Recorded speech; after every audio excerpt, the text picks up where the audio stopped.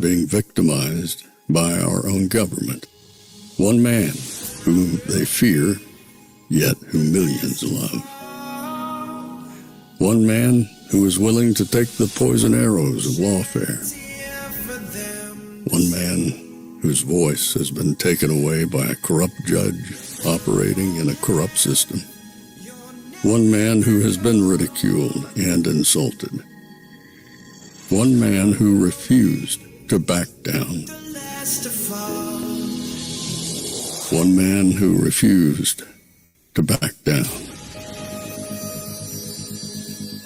One man who refused to back down. One man who stands between us and them. One man that wants to see America protected again. One man who wants to see America prosper again. One man who understands that a man is a man and a woman is a woman. One man who understands and protects the blessing of life. One man who wants to restore American exceptionalism. One man who once again wants to make America that shining city on a hill for all to see. A place where all the people of the world glowingly set their eyes upon. America. One man who unashamedly wants to make America great again. That one man is Donald Trump.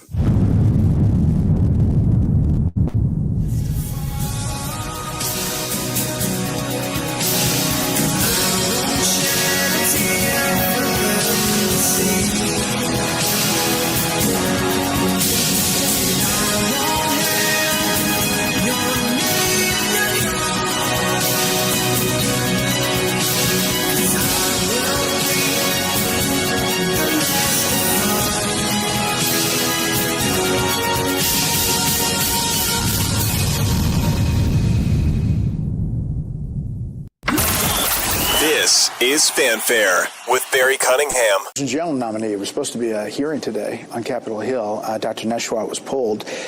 She's heading here to the HHS. What happened with all that? What happened with her withdrawal? We talked to Dr. Neshwat. We're going to put her at a very good place here at HHS. Casey Means, we felt, was the best person to really bring the vision of MAGA to the American public. She has this unique capacity to articulate it. She's written a book that really mobilized, galvanized the movement. She is an extraordinary. She is excellence in everything that she's ever endeavored. Obviously, she's come under her own criticism about some of the things she's advocated for. She never finished her residency, and she doesn't currently have an active medical license. But that's not. She was the very top of her medical class at Stanford. She's during her residency, she won every award that she could win. She walked away from traditional medicine because she was not curing patients. She couldn't get anybody within her profession to look at the nutrition contributions to illness. And she said, if we're really going to heal people, if we're healers, we can't just be making our life about billing new procedures. We actually have to figure out new approaches to medicine. And that's the kind of leadership that she's going to bring to our country. And last thing on this, your former running mate weighed in today saying that she wasn't happy about this and said that you're somehow being controlled. Your decisions are being controlled. That's what she posted. Listen, you guys are sitting here, 4 people who were all canceled during COVID. Yeah, that's right. These people are, you've got the entire leadership of this agency is renegades who are juggernauts against convention and who are trying to look for truth no matter what the cost. So nobody's controlling your Casey decisions. is among those. Gentlemen, stand by if you would. We'll be right back to the So, as you saw in my little cryon there, what is going on in influencer world, the influencer sphere, whatever an influencer is, yet to be defined, because I don't let anybody influence me other than my God and my wife, and of course my daughter. But what we're seeing right now, just, I've said it many times, I feel like Republicans don't know how to win. Now, in case you're wondering what this is all about, Nicole Shanahan, who is RFK Jr.'s running mate, came out and said that she felt she was being lied to, that something was amiss and that RFK Jr. was being controlled by somebody who isn't President Trump. Again, the vaguity and how they just say things without, hey, say it. Who's he being controlled by? We have a right to know. If you think he's being controlled by somebody, tell us. I am so over these people who put out these tweets. Oh, got something coming. Oh, wait till you see. Just say it. It's not an airport. Just say what you need to say. This isn't 1999. This isn't even 2012 where you had to do that kind of marketing. People are waiting. Just tell us what you have to say and let us decipher at this point. I think those of us who used to read some of the Q drops realize we're over that, like, oh, watch this, and future proofs past, and past proofs future, and all that crap. Now we're in a different age. We are in an information age. We all can talk. We don't have to talk in code anymore. Elon Musk freed us from that prison. Tell us what the problem is. Stop with the innuendos. Stop with the engagement bait. If you've got a story that you feel the masses should know about, tell us. Don't say, oh, but tomorrow I'm going to drop something. Oh, wait, I got a good one coming. So we don't know what the hell you're talking about. We don't even know who you're talking to, and it seems like it's becoming the norm for so-called influencers. I'm over it. I don't know about you. You guys can play along. I'm done playing in that sandbox. Maybe that's why I'm kind of on the outside from these people, because I don't want to deal with that. I almost said the word. I almost said it. I am done with it. If you got something to say, say it. Then we can determine whether or not what you say has any merit. But now, throwing stones from afar isn't going to cut it anymore. So, Nicole, I love you. I've supported you a long time. But if you feel that RFK Jr. is being controlled by somebody, tell us who. Why are we waiting? Why are we sitting around waiting for the drop? Who she think he's controlled by? And then, of course, then the influencers all get in on it, and they start dropping all these mysterious posts. But the two people involved seem to be going right to the point. So, this woman, Casey Means, is replacing the other woman that RFK Jr. had put in for, Surgeon General. And then all kinds of stuff broke loose and people talking behind the scenes. Well, Casey Means came out and said that she's not going to take it. She's going to fight back. And she dropped something. So let's look in on what's going on here. Casey Means puts out this morning at 10 o'clock, Callie Means, her brother, I just received information that Laura Loomer is taking money from industry people to scuttle President Trump's agenda. Laura Loomer, if that's correct, sue me and let's do discovery. Do we really need this shit? I'm serious. Do we really need this? Every day it seems like I'm showing you Republicans don't know how to win. You don't do this. Winners don't do this. There's too many people on the fringe of the administration who are trying to get their nuts. You can't be a team when you have all these fringe players trying to get in the huddle. There's only 11 people in the huddle. Everybody else is on the sidelines. You're not in the game. You're a part of the team, but you're not in the game. It seems like everybody sees themselves as being in the huddle. You're not. Stop. So now this guy, Callie Means, which is Casey Means' brother, is now calling out Laura Loomer and saying, well, you're getting paid by people. Of course, at that point, Laura Loomer has to respond.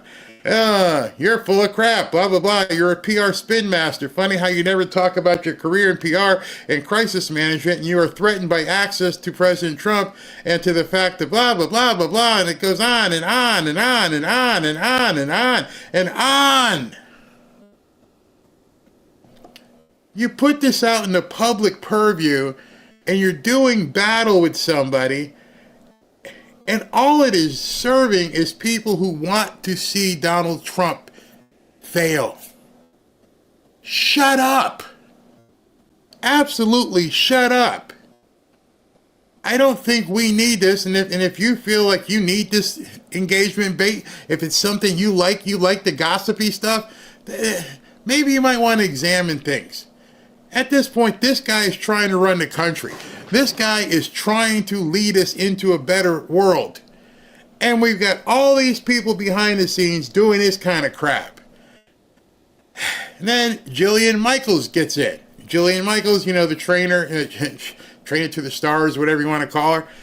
She jumps in, and then she says this. Casey Means, the doctor, graduated with honors as class president from Stanford Medical School. She then trained for 4 years in head and neck surgery.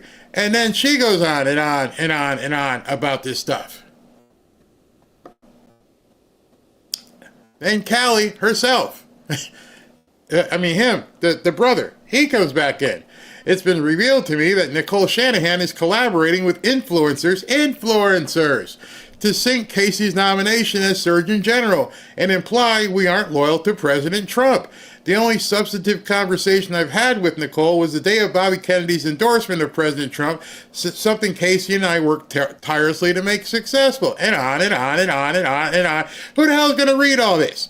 Who is going to read all of this stuff? At some point, you control this. And why I say you control all of this is because it's very simple. I want you to look at something and understand this, okay? When you see these posts and you see there's 308,000 people viewing it and 838 comments and 4,000 likes and 543 saves, and Jillian Michaels has 231,000 views, and similar the amount of engagement on it. And Laura Loomer probably has 500,000, or where is it, 103,000. That's you. That's you. I don't mean you specifically, I mean you as a community. That's you all being voyeurs and watching from the outside, paying attention to this stuff. It doesn't make any sense why anybody is paying attention to the fringe. When we saw the other stuff yesterday with James O'Keefe, and I got a bombshell coming, I'm going into hiding, and nothing. I understand. And we have to remember that there are a lot of new Trump supporters. I often click on different people's profiles, which let me show you exactly what I mean. So if you are to just click on somebody like this guy here, Callie Means, all right? You can see that Callie's been around since October 2008. I urge you to begin looking and see when people join Twitter/X. And you're going to see a lot of people who are MAGA people joined in 2021, 2023, 2024. They're babies. They're neophytes. So to them, a lot of what they hear is the bombshells and all this stuff. That's because they're new. They're feeding on the young, the chicklets on X, and getting them to click and get involved in all this stuff.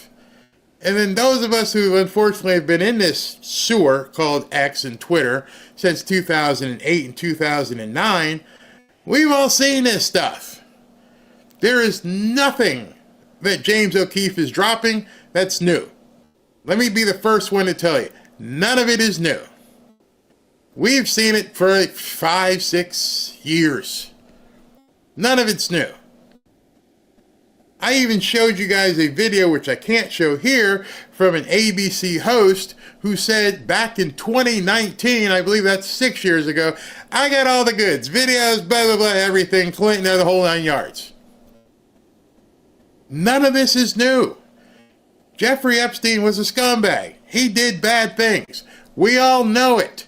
We all know there's videos and all kinds of things. Everybody's running around looking for this damn list. Stop. If it comes, it comes. When it comes, it comes. But there are many of us who've been sitting around and we were just like you. Oh, we got to get them. We got to get them. Oh, that's nothing. Oh, that's nothing. And we realize if it comes, it comes. Because we were sitting on the dock fishing for two and a half years. No bites, nothing. So now we're all sitting back going, whatever. And we're watching the new fish come in and try to feed on this stuff and say, oh, he busted her. He got something. No. And we're watching influencers scream at each other. As far as I know, and I could be wrong, you could correct me.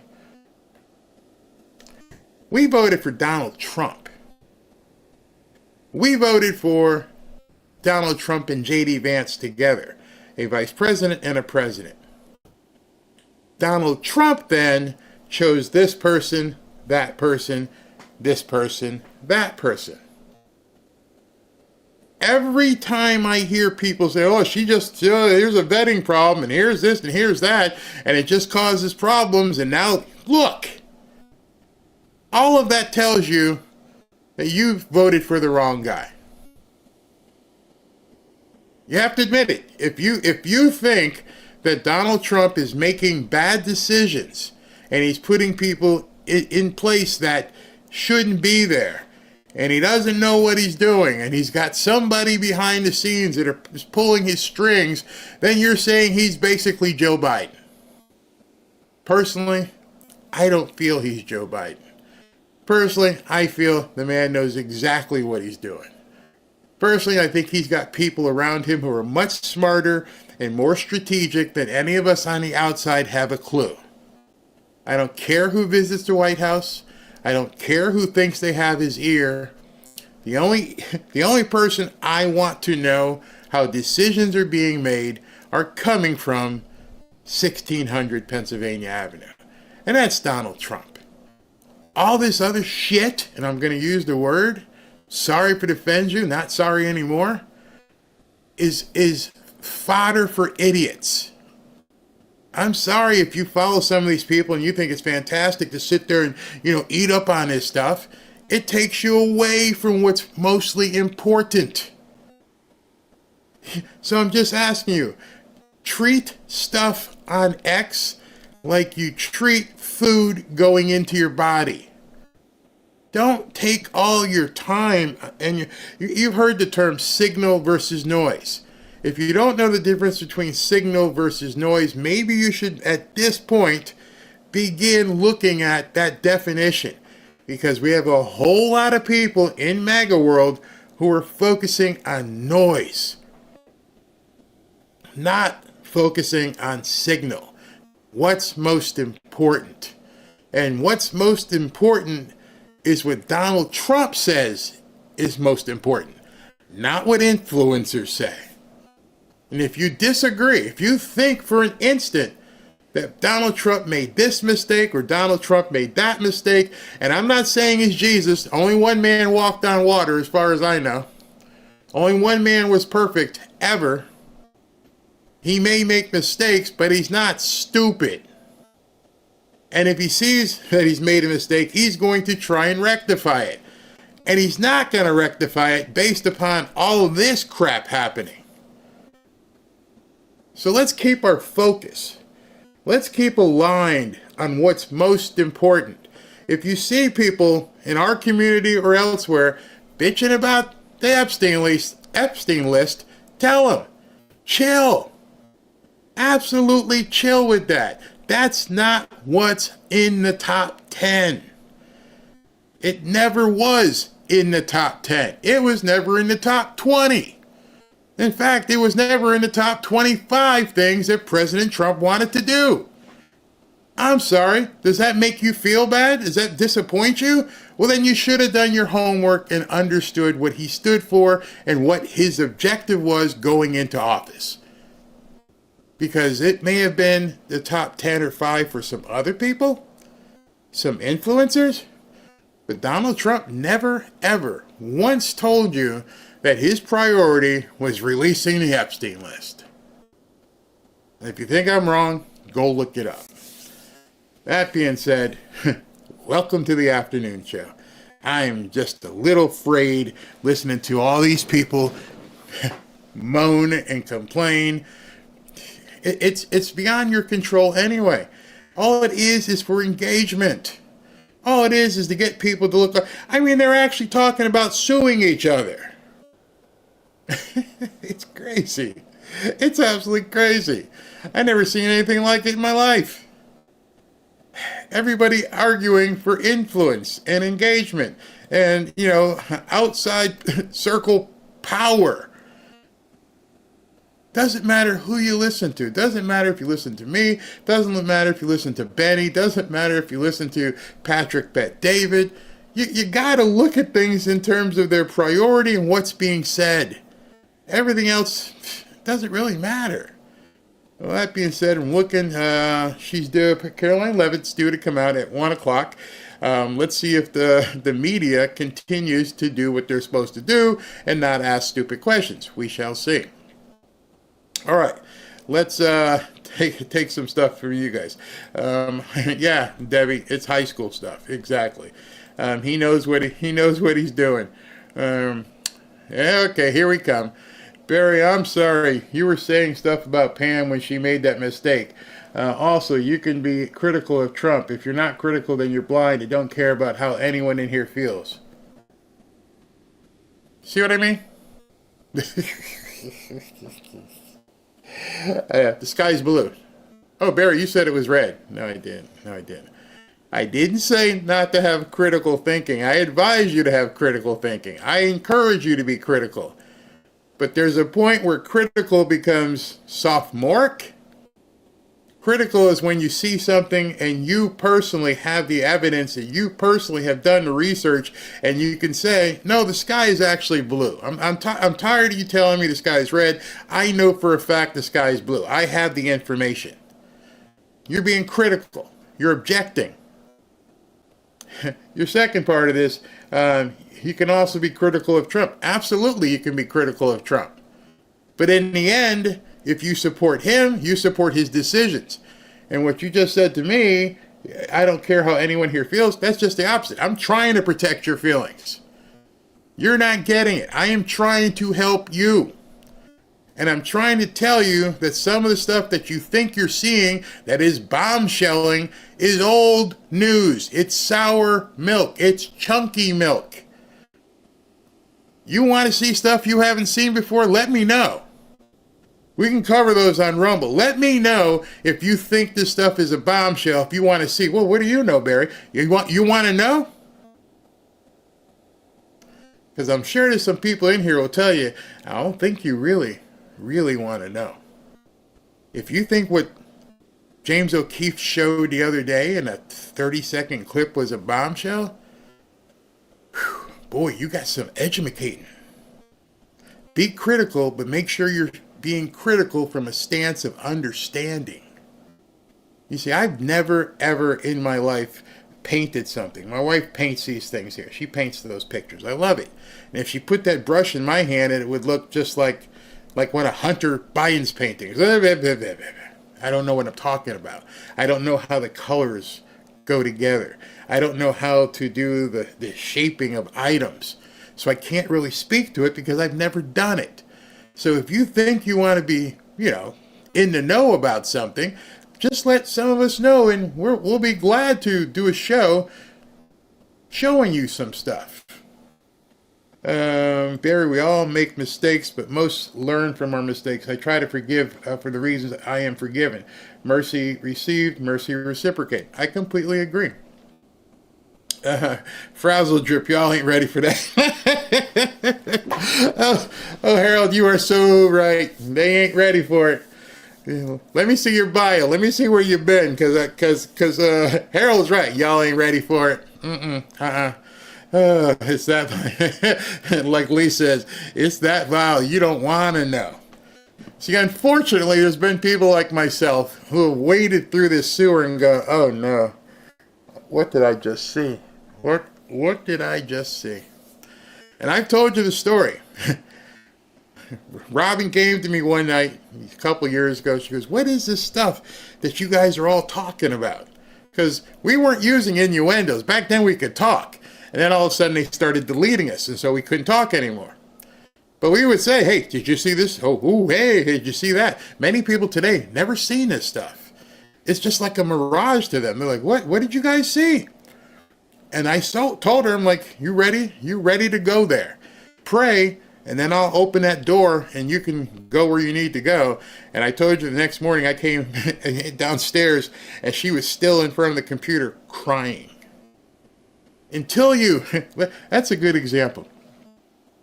Until you have spent the night crying after what you've seen, on your knees praying, going, dear God, until you've felt that, you're going to keep thinking that what stuff you're seeing right now are bombshells. When you see grown men to their core throwing up because of what they've seen, when you've seen people unaliving themselves because of what they've seen, then you're going to realize, oh, this ain't nothing. It's out there. And I don't possibly can talk about it here. I don't even know if I could talk about it on Rumble. But that's why some of us are sitting back going, Bombshell? Seriously? Wow, yeah. Marquis, been there. So there's some people here in the chat. And if you think, for an instance, that this stuff is something to play with, I'm going to tell you right now, it is evil it gets me worked up just thinking about what I've seen. It is evil personified to a point where I didn't know humans could do that to other humans. I didn't know that people could find pleasure in doing some of this stuff that I've seen. So excuse me if I'm a little bit jaded and I tell people, shut up, this isn't a bombshell, and that you're just teasing people. Oh, this list. You have no idea what this list means. If you think to yourself, oh, there's this list out there of people who have done certain things to certain people, and that's all there is? No, that's it's a lot deeper than that. And if you don't know, you're seeing it here. Yeah, it's war casualties on steroids. Yeah, bingo. From what I've seen, you were exactly right, Free Butterfly. I don't want this released to the public. To me, I feel if this stuff is released to the public eye, we don't have enough counselors. We don't have enough people out there who, by mistake, will click on a button and may not come back from what they see. I remember when all this stuff was happening over in Desert Storm and all that stuff. And I've said this before. And me and my buddy we'd get up and we'd watch the bombs and everything. And remember what they were doing to people that they caught? How they were doing that? Can't say it here. Well, there were videos about it. And one day, somebody sent me an email. Have you seen this? This guy gets it. And I'm thinking, I've seen movies. I've seen what's happened in movies when they do things. And how bad could it be? Oh my gosh. Grown men just falling to their knees going, oh my gosh, what did I just watch? Did a human actually do that to another human? So I don't want to go too, well, maybe I've gone too far already, but that's my basis. It's not about criticizing somebody. It's making sure you understand what you're criticizing. I don't care about the list. I want the activity to stop, and then eventually, when they get the time to do the other stuff,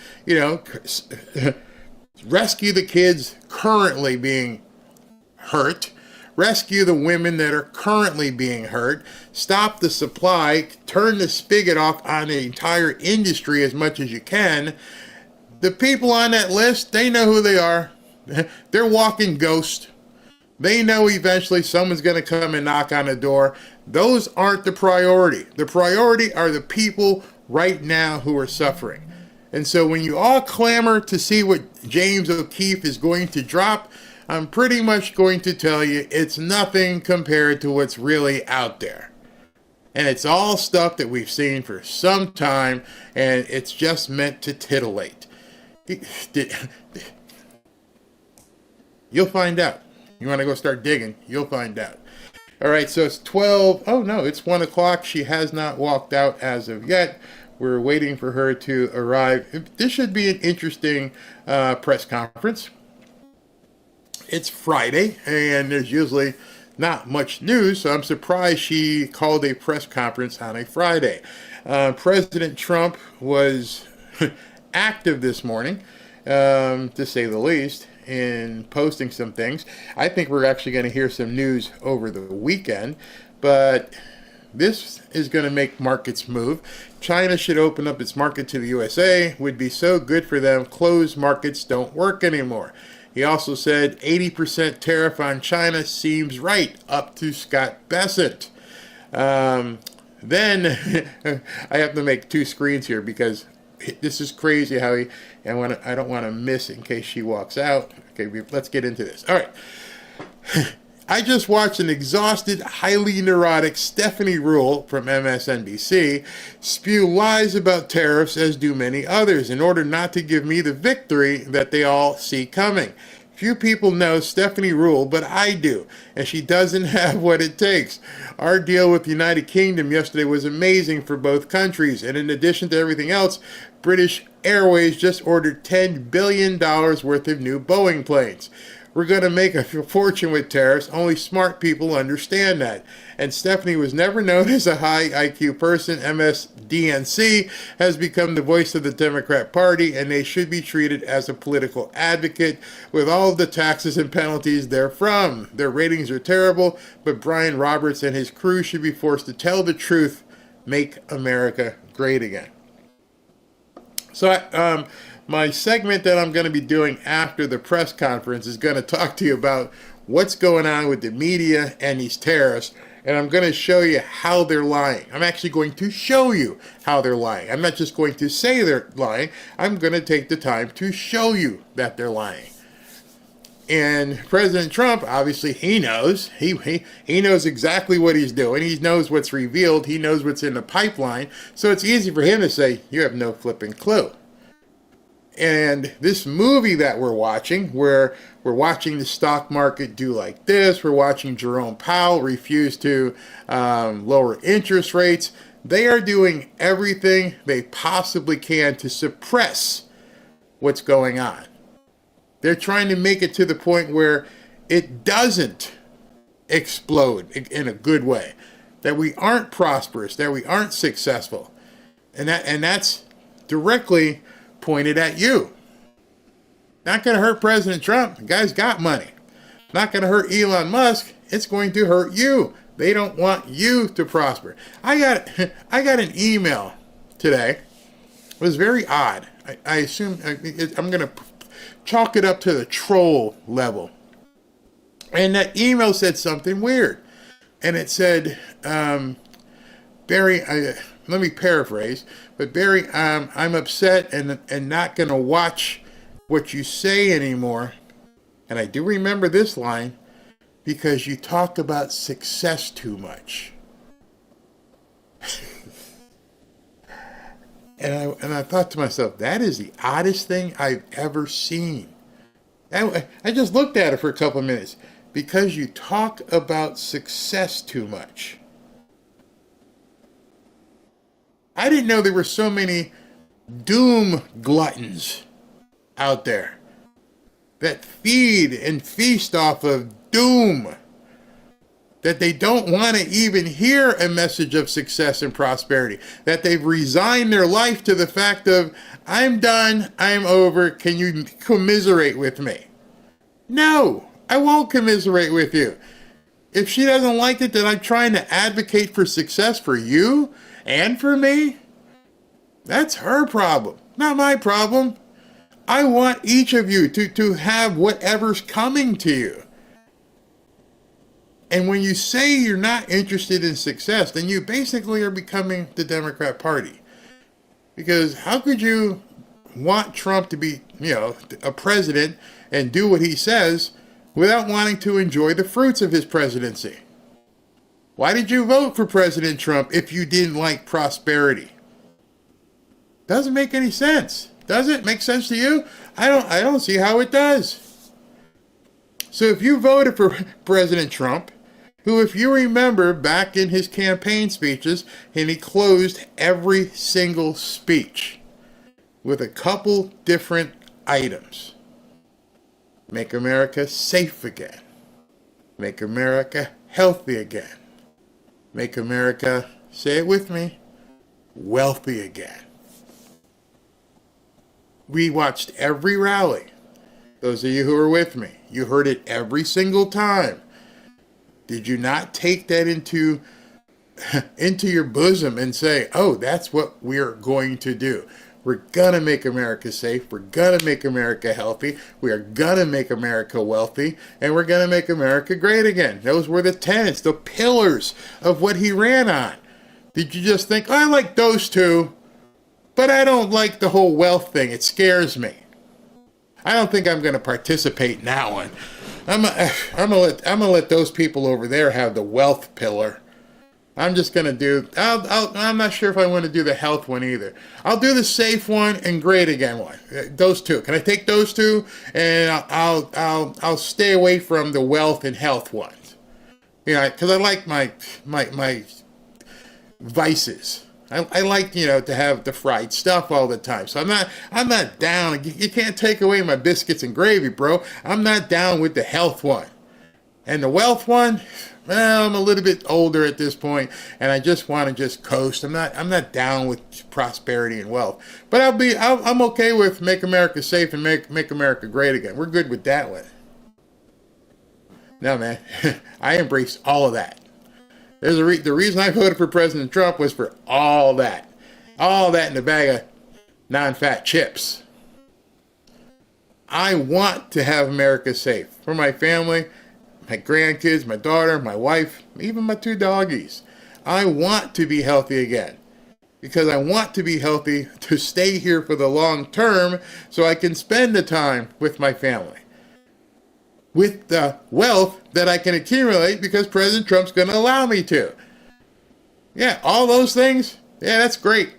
That's great. Yep. Make me wealthy, healthy, and safe, and we'll take care of the rest.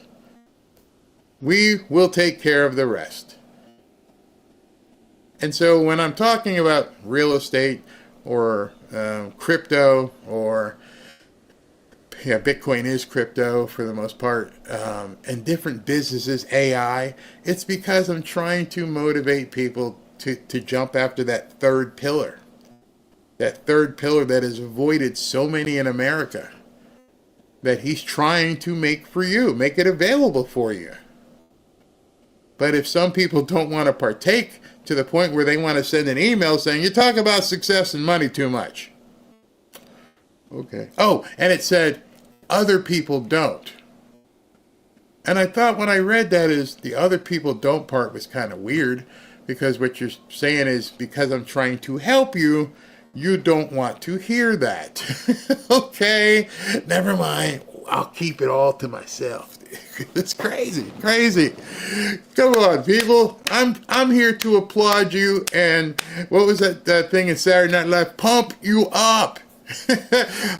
There's so much, even at my age, there's so much I want to do. There's so much life inside of me. And I think I would never want to be someone that just gets up in the morning, gets a cup of coffee, and heads in front of the TV, and then heads to dinner in the kitchen, and then goes to sleep.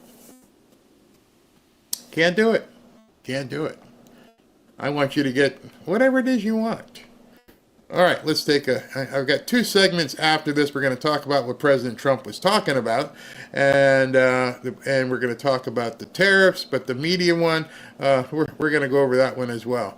But $10 billion is what British Airways just spent on Boeing for some more planes and engines.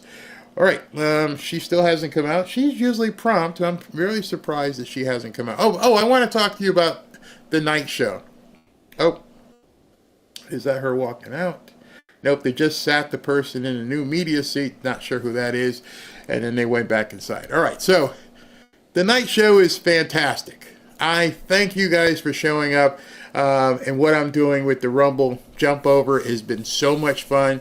You guys seem to like the music. And I just want to say again, just like with the third pillar, make America wealthy again. If you don't like the music, you don't have to listen to it. It's not something that we're saying, hey, you got to listen to this.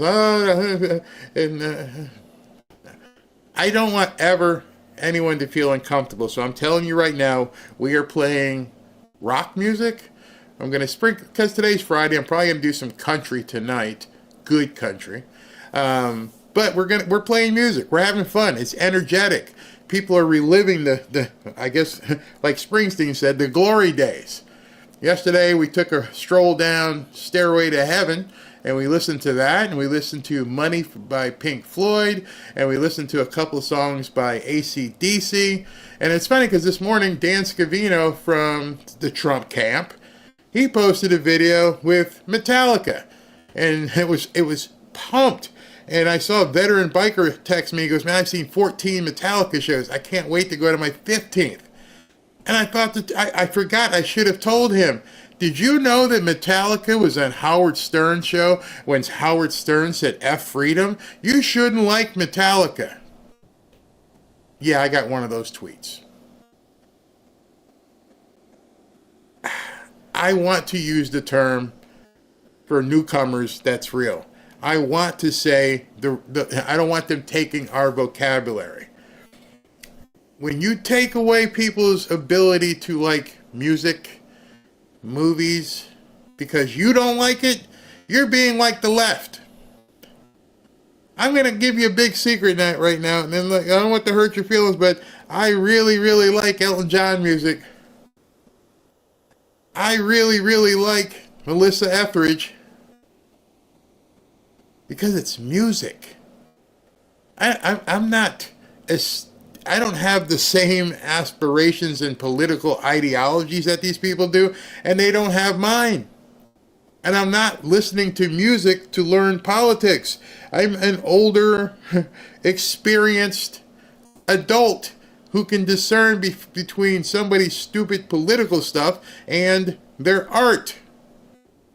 I loved the Godfather trilogy.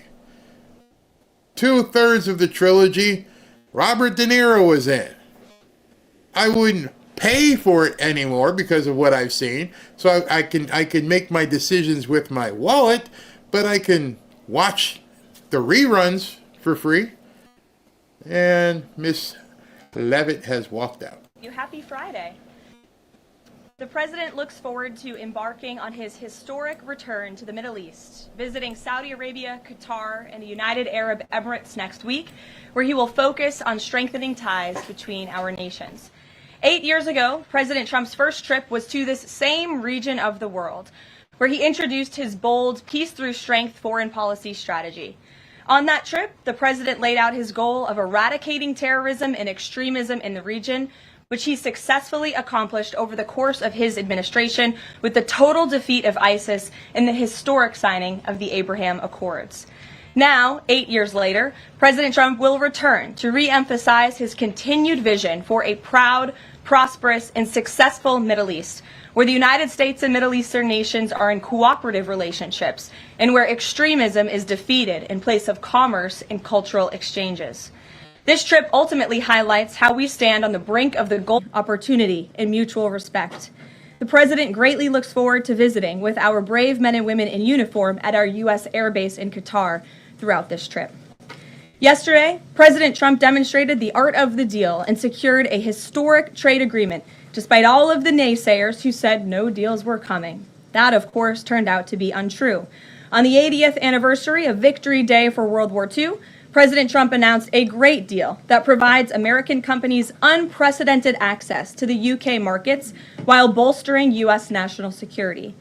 This trade deal will massively expand U.S. market access in the United Kingdom, creating a $5 billion opportunity for new exports for U.S. farmers, ranchers, and producers. This includes more than $700 billion in ethanol exports and $250 million in other agricultural products like good old American beef.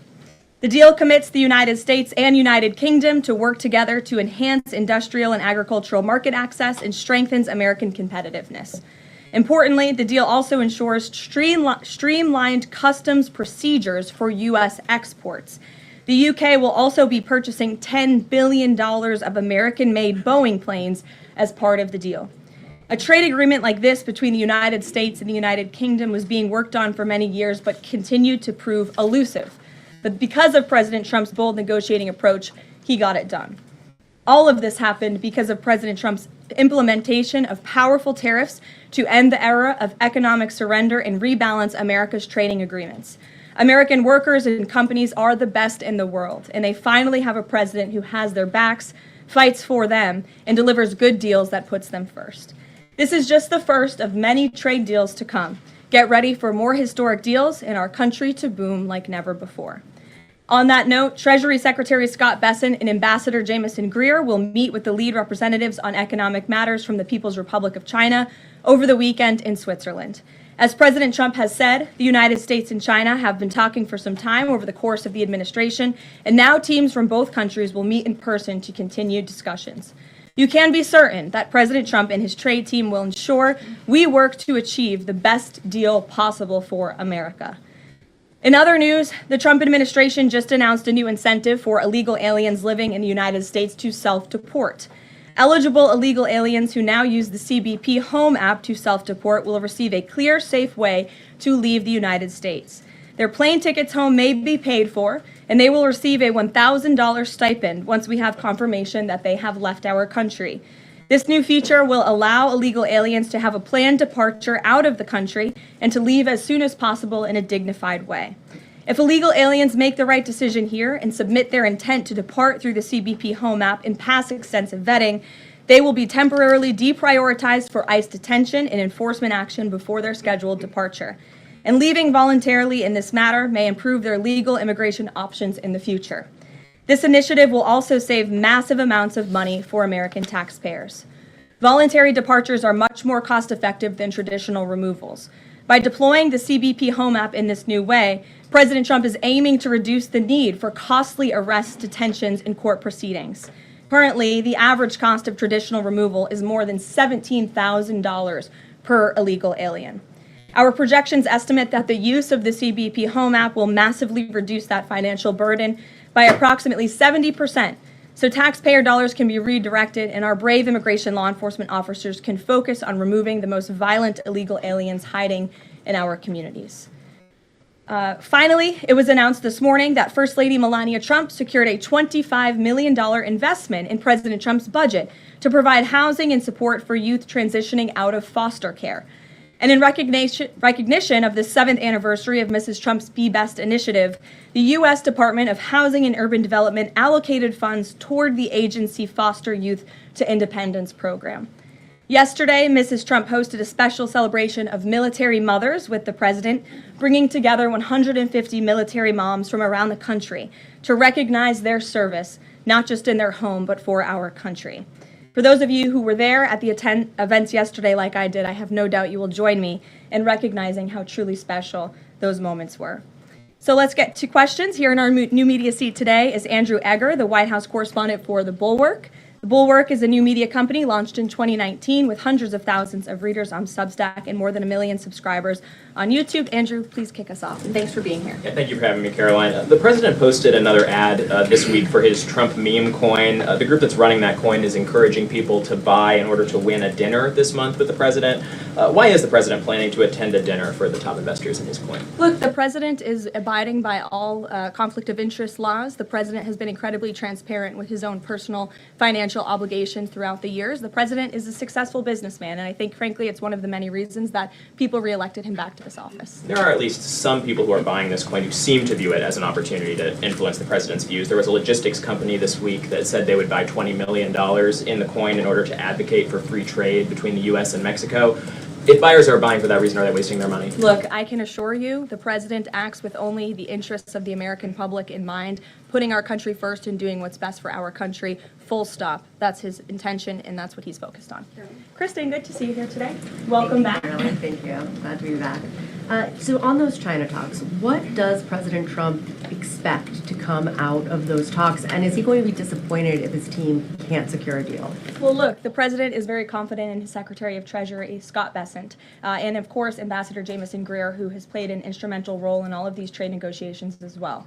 I think yesterday's success, the announcement of a trade deal with the United Kingdom, is a great first step. Again, many said in this room it couldn't be done. Now we are moving forward with many other countries. We're talking to dozens of our trading partners around the world. But of course, China is a major country, a major player in this space. And the president has said, and he's right, China needs the United States of America. They need our markets. They need our consumer base. And Secretary Bessent knows that he's going to Switzerland this weekend with the full support and confidence and trust of the president here at home. Jack? Thanks very much, Caroline. Two questions. First, can you give us an update on U.S. efforts to mediate or have an impact on the conflict between India and Pakistan? Sure, I absolutely can. This is something that the Secretary of State and, of course, now our National Security Advisor as well, Marco Rubio, has been very much involved in. The president has expressed he wants to see this de-escalate as quickly as possible. He understands these are two countries that have been at odds with one another for decades, long before President Trump was here in the Oval Office. However, he has good relationships with the leaders of both countries, and the Secretary of State, Marco Rubio, I spoke to him just yesterday. He has been in constant communication with the leaders of both countries trying to bring this conflict to an end. Just one other question. Yesterday, we saw the news of the new Pope. Before Pope Leo became Pope Leo, there were some critical comments that he made about President Trump and about Vice President Vance on his then ex account. Does the White House have any reaction to those comments? The president made his reaction to Pope Leo's announcement yesterday very clear. He is very proud to have an American Pope. I think it was a surprise to everyone. I saw the news media was surprised to report on that yesterday, but it's a great thing for the United States of America and for the world, and we are praying for him. Thanks, Caroline. The president has been pretty firm on keeping these 145% tariffs in place on Chinese imports. Today, via Truth Social, he said that he'd be possibly open to lowering those to 80%.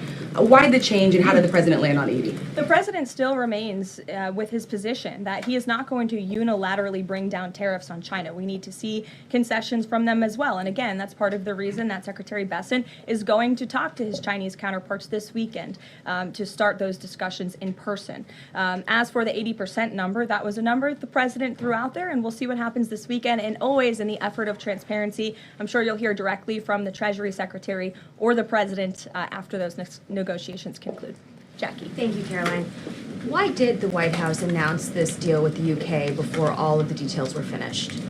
That's not true, actually. I saw the fact sheet. I saw the deal as well before the president brought all of you in the Oval Office in the effort of transparency. You had the president and the prime minister on the phone talking to all of you directly about how this was a great deal, a phenomenal deal, and discussions will continue. But as I spoke to our Ambassador Greer yesterday, this is how trade deals work. You set an initial agreement, you set the framework, you set up the deal, and then of course, T's have to be crossed and I's have to be dotted, but this deal is a good deal, and the numbers are determined, and all of the market access that I just discussed will remain. Does that mean that the 10% baseline is going to still be there at the end when all of the other details are ironed out? The president is committed to the 10% baseline tariff, not just for the United Kingdom, but for his trade negotiations with all other countries as well. Permanently, even after the deals are done, like that is going to remain? The president is determined to continue with that 10% baseline tariff. I just spoke to him about it earlier. Stephen. Thank you, Caroline. I'd like to ask about New York and about a personnel matter. On New York, the mayor, Eric Adams, is here today. Could you tell us anything more about the visit, who initiated it, what they're talking about? And also, is there any comment from the White House on the air traffic control issues in Newark? All I will say on Mayor Eric Adams is that he requested a meeting with the president, and the president was willing to take it. If the president wishes to discuss his private meeting afterwards, I will let him do that himself. Yes, I'm glad you asked about the FAA. There was a glitch in the system this morning, especially at Newark Airport. As you all know, I spoke to the Department of Transportation. That glitch was caused by the same telecoms and software issues that were raised last week. Everything went back online after the brief outage, and there was no operational impact. DOT and the FAA are working to address this technical issue tonight to prevent further outages, as well as install new fiber from Newark Airport to Philadelphia. And the goal is to have the totality of this work done by the end of the summer. I want to add that this outage at Newark Airport speaks to why the Secretary of Transportation yesterday made a massive announcement in investing in our aviation safety and our telecom system. There's a 4-part infrastructure plan that was released by the Secretary of Transportation yesterday to improve communication, surveillance, automation, and their facilities. They want to replace the antiquated telecom systems with new fiber, wireless, and satellite technologies, replace more than 600 radars, which have gone way past their life cycle, and address runway safety. They want to build 6 new air traffic control centers for the first time since the 1960s and replace towers as well. They want to implement new modern hardware and software for all traffic facilities to create a common platform system throughout the towers. These are much needed changes. This is a very bold plan by the Department of Transportation. I think it's unfortunate that the previous administration sat on their hands and did nothing, but how grateful we are that we have a Department of Transportation and a secretary and a president who's willing to take bold action and change. The personnel matter, Caroline. Could I ask? Thanks, Caroline. Just going back to India, Pakistan, can we expect President Trump to get in touch personally with the leaders of those countries to try and de-escalate this situation? If and when that happens, we will certainly let you know. Natalie. Thanks, Caroline. Sure. I have a question with the Middle East trip. Will any of the president's family members, like including Don Jr., Eric, or Jared Kushner, be joining him on the trip? I am not tracking any of the president's family members joining us at this time, but of course, the first family is welcome to come. I hope they would. They're great people, great to be around, but I'm not tracking them on the manifest. And given that you noted he is a successful businessman, do you know if the president has any plans to meet with any of the folks involved with any of the family businesses over there, or see any of the sites that are going to be Not to my knowledge, and let me just get to the premise of your question that both of you have raised. I think it's frankly ridiculous that anyone in this room would even suggest that President Trump is doing anything for his own benefit. He left a life of luxury and a life of running a very successful real estate empire for public service, not just once, but twice. And again, the American public reelected him back to this White House because they trust he acts in the best interest of our country and putting the American public first. This is a president who has actually lost money for being president of the United States. I don't remember these same type of questions being asked of my predecessor about a career politician who was clearly profiting off of this office. That is not what President Trump does, and this White House holds ourselves to the highest of ethical standards. Phil. Thank you. There's this Reuters report that the U.S. is in talks with Israel about an American-led post-war administration in Gaza. Is that accurate? Are these talks ongoing? We are in constant communication and dialogue with our counterparts and our allies and friends in Israel. Ron Dermer was here at the White House yesterday meeting with members of President Trump's team. As for the situation in Gaza, the president and his entire national security team have made it very clear we want to see the hostages released from Gaza.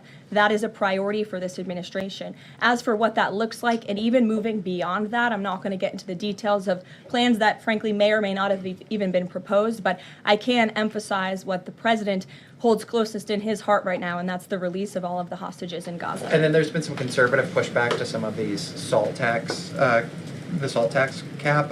For instance, Majority Leader Steve Scalise said that bringing back the state and local tax deduction would essentially mean, quote, 45 states are subsidizing 5 states that have very high taxes imposed by leftist governors. Is he wrong? Is it fair to ask Red Indiana to bail out blue New York? Well, look, this is an ongoing discussion on the Hill. There's a lot of disagreement on Capitol Hill right now about the SALT tax proposal, and we will let them work it out. As for the tax provisions in the reconciliation bill, the priorities of this president, he has made them incredibly clear. No tax on tips for our hardworking service workers, no tax on Social Security for our well-deserving seniors who have worked their whole lives to pay into this system, no tax on overtime for hardworking Americans as well, and there's a plethora of other priorities the president wants to see in this bill. Anyone who opposes this bill will be opposing the largest tax cut in American history. They will be voting to raise taxes by the tune of $4 trillion on the middle class of this country, and we look forward to holding them accountable for that. Everyone on Capitol Hill on both sides of the aisle should be supportive of the president's tax priorities. Follow up on that? Go ahead. Sure. Go ahead, and then I'll go to your follow-up. Thanks, Caroline. So I want to follow up on the Truth Social post. So the president saying 80% tariffs could come down. Just an announcement would be enough to lower those tariffs. Is that what he's looking for from the Chinese concessions? That's not what the president said. He said that an 80% number may sound good to him, but again, he's in constant contact with our Secretary of Treasury, who will be leading these negotiations this weekend. And historically, the Chinese have made the meeting itself a win.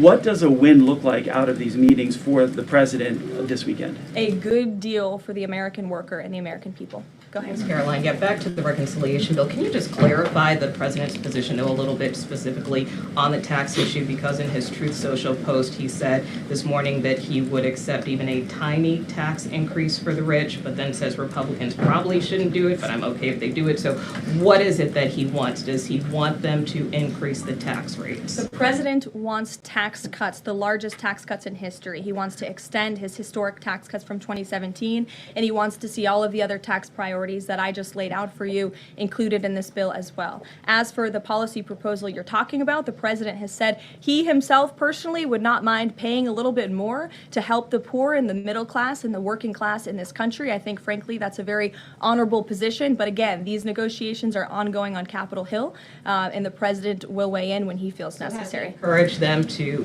have a higher bracket for top earners? The president has made his personal position on this matter clear. Michael. The president's in constant communication with leaders on the Hill. Ahead of the president's trip to the Middle East, he's mentioned he wants to rename the Persian Gulf the Gulf of Arabia.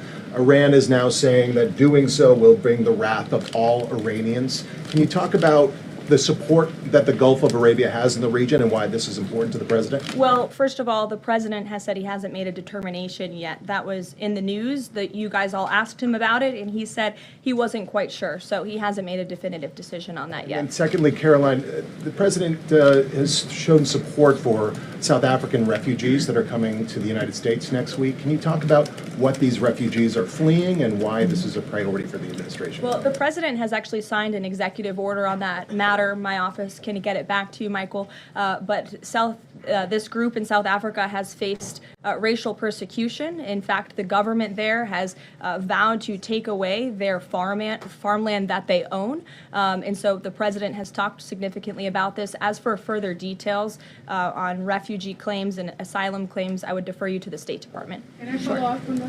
Go ahead. No, in front of you. Thanks, sorry. Sure. Thanks, Caroline. Does the administration have any response to the news today that a federal judge has ordered the immediate release of Ramesa Ozturk from detention, and particularly his comments that the government submitted no evidence other than an op-ed that Ozturk wrote last year? I will have to check in with the Department of Homeland Security on that particular case, but I think our overall feeling, we've made quite clear that lower-level judges should not be dictating the foreign policy of the United States, and we absolutely believe that the President and the Department of Homeland Security are well within their legal rights to deport illegal immigrants. As for visa revocations, the Secretary of State has the right to do that as well. It is a privilege, not a right, to come to this country on a visa. But I'll check in on the specific case. My office will get you details. Sure. Caroline, yesterday the administration appears to have started dismantling the Consumer Product Safety Commission. This is the federal agency, an independent one that does recalls and is responsible for product safety. Does the administration not believe that it's important, to keep toys and cribs? I mean, you're a young mom, off of the product of the market. It's a federal agency within which branch? It's the executive branch. Who's the head of the executive branch? The President of the United States. Created by Congress. He has the right to fire people within the executive branch. Ouch. Pretty simple answer. Francesca. Thanks. One foreign policy one and then a domestic policy thing, if I could. As far as the president's trip goes next week, is he planning to meet with the FIFA president in either Saudi Arabia or Qatar? And if so, could you give us some more details about that? The president has quite a few meetings with many people when he is there. We can certainly check at the itinerary and let you know. Oh, well, that... And let you know if the FIFA president will be there next week. Frankly, I'm not quite sure, but we can certainly get you an answer. As you know, the president attended a FIFA task force meeting at the White House this week. And on the domestic front, could you explain why the FEMA administrator was removed from his position this week? Look, this is a personnel matter in regards to the Department of Homeland Security, but my understanding is that this individual testified saying something that was contrary to what the president believes and the goals of this administration in regards to FEMA policy. And so, of course, we want to make sure that people in every position are advancing the administration's goals. But as for specifics, I defer you to the Department of Homeland Security. We leave it up to our great cabinet secretaries when it comes to personnel matters. Sure, in the back. Thank you. Aid hasn't gone into Gaza in 10 weeks. Israel says that this is a policy to pressure Hamas in the negotiations, in the ceasefire negotiations. Is this a policy that this administration supports? The president answered this week. He said that he wants to ensure that aid can get into Gaza, but we have to do it in a responsible way to ensure it doesn't end up in the hands of terrorists. So this is something the administration is actively working on, and when we have a policy to announce on this definitively, we can certainly let you know. Can you talk about this effort for the U.S. to take over the distribution of aid in Gaza, to exclude Israel? But also international organizations said this effort militarizes aid. I would reject that characterization by whatever groups you are citing. Kelly. Caroline, thank you. I want to get back to the First Lady Melania Trump dealing with foster children. That's an important component in American life to see what happens to the future of our children, particularly in foster care. Can you explain the significance of this development between the First Lady and the Housing and Urban Development? Yes, absolutely. It's millions of dollars that will go into a program that helps these children transition out of foster care to have productive and positive lives. And I'd like to share a personal story since you asked if I may. I hope the First Lady won't mind. I was at an event in Florida last year, and I was approached by a gentleman who was a foster dad, and he had taken in I think it was 6 or 7 foster children. And he spoke to me. He had recognized me in my work for President Trump's campaign at the time. And the little boy who was with him talked about the personal relationship that he had with First Lady Melania Trump. And the conversation she had had with him and how she really encouraged him to be the best that he could be during her first term here at the White House, and how even after she and President Trump left the White House, she kept in very close touch with this young foster child. It was a touching moment that I will never forget, and it speaks to the heart of this First Lady and the great work that she is doing for foster children. And this is certainly a very big announcement that I know our Secretary of Housing and Urban Development is in particular very excited about, and we can certainly get you all the details on that program. John. Thanks a lot, Caroline. I want to ask you about the trade deal that the president announced yesterday with the UK as it relates to the auto sector. Sure. The trade group that represents the big three here in the U.S. believes that it may put the big three automakers at a competitive disadvantage. What the trade group says is that it will now be cheaper to import a UK vehicle with very little American content than a USMCA 50% American content. What's your response to that criticism coming from this trade group? Well, first of all, let's be clear about what the deal does. It sets a 10% rate on auto imports for the first 100 cars that are imported into the United States. 100,000 cars, thank you. That would be very few cars. 100,000 cars imported from the United Kingdom. After 100,000 vehicles, it goes back up to a 25% tariff. And as for our U.S. auto manufacturers, our auto industry, the president wants to put them on the best pedestal to compete. And by the way, if they produce produce vehicles right here in the United States of America, they will face no tariff at all. I would argue of any industry, the president has spent more time talking to and listening to the concerns of our auto industry here at home. He hears them. He believes in them. He wants to see them produce their vehicles here in the United States of America. This is a good deal for them too. Is this a model for European and Asian vehicles as well, what we see coming out of the UK trade deal with the US? Look, all of these deals are going to be tailor-made. The president has said that from the beginning. It's very apropos that the first trade deal was announced between the United States and the United Kingdom, one of our oldest and greatest allies. But each country has unique concerns and challenges in terms of American industry. We need to open up markets in every single country, and obviously the needs are unique. So our trade team is looking at each country and the advantages that we can pursue for American industries and American workers. Sure. Happy early Mother's Day. Oh, thank you. The president said yesterday that he would be speaking with Zelensky shortly. Did that call happen yesterday, or do we expect that to happen in the near term? The call happened yesterday. President Zelensky called the president to tell him that the critical minerals deal had passed the parliament in Ukraine. I talked to the president about that call. He said it was very good and productive. And of course, the critical minerals deal is great for Ukraine, but also, of course, for the United States of America and our taxpayers here. It was a good call. And they also spoke about, of course, this ceasefire that the president proposed, the 30-day ceasefire between Russia and Ukraine, which we know Europe is on board with, and we hope both countries will agree to. So next week, do we expect President Putin, is there any chance that he could meet with Trump while he's in the region? The president answered this yesterday. Not going to happen. Ceasefire. Has he got any reaction from Zelensky or Putin on the proposal for ceasefire? Is he satisfied by the reaction to that proposal? Not to my knowledge, but certainly if there is a reaction and updates, I'm sure you'll hear directly from the president. Question, the president fired the Librarian of Congress. Why did he choose to do that? We felt she did not fit the needs of the American people. There were quite concerning things that she had done at the Library of Congress in the pursuit of DEI and putting inappropriate books in the library for children, and we don't believe that she was serving the interests of the American taxpayer well, so she has been removed from her position, and the president is well within his rights to do that. John. Thank you, Caroline. Happy Mother's Day as well. Thank you. President Trump ran on delivering the biggest tax cut in history, got over 7 million votes. Right now, you got a handful of obstructionists in the Republican conference that are saying they're not going to go along with his tax cut package. You just said those that don't will be held accountable. What is your description of being held accountable?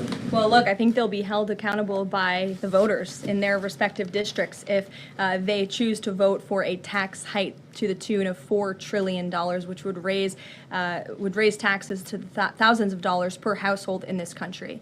The president has great political instincts. That's why he's back in the Oval Office, and Capitol Hill should follow his lead. As for the president, speaking of him, he will be signing executive orders later this afternoon. We are happy to provide more information on those executive orders if you wish.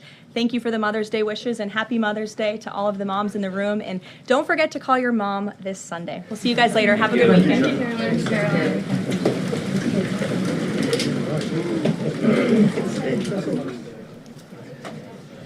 Okay, well, that's it. Very short, 35 or 40 minutes, and that's it. Just come in, spank these people around, get them going, get them out. Done. You're out of here. Love it. Nothing like it was before, as you can tell. That even the people who are asking the questions are different. I don't know if Caitlin Collins was sitting in there, but if she was kind of quiet. Nothing to say. There is absolutely nothing to say right now. I love it. Absolutely love it. Notice we didn't hear much. I don't think we even heard a single question about the Maryland man. I think they realized he's gone. He's not coming back. And talk about tariffs or something. They're done. They got nothing. She's going to probably end up doing these things and be like 30 minutes because they really have nothing to talk about. Are you really going to question President Trump's income and revenue after seeing what happened the last 4 years? Really? Seriously? You got nothing. The American people don't care. At this point, we're on a train. We're on that Trump train. We're going to ride this thing. If we can get the people on our side to start playing like a team, we're going to be fine. You realize that at this point, I started the show and I was ranting about the influencers out there. And the thing is because they're the only ones holding us back right now. Influencers and rhinos. If we got people to just do what they're supposed to do, we would be crushing it. Tom Tillis, you're done, bud. You're done. And President Trump put a serious checkmate on the people who thought you had him cornered. It's almost as if, I don't know, he had it already planned. He moved so fast.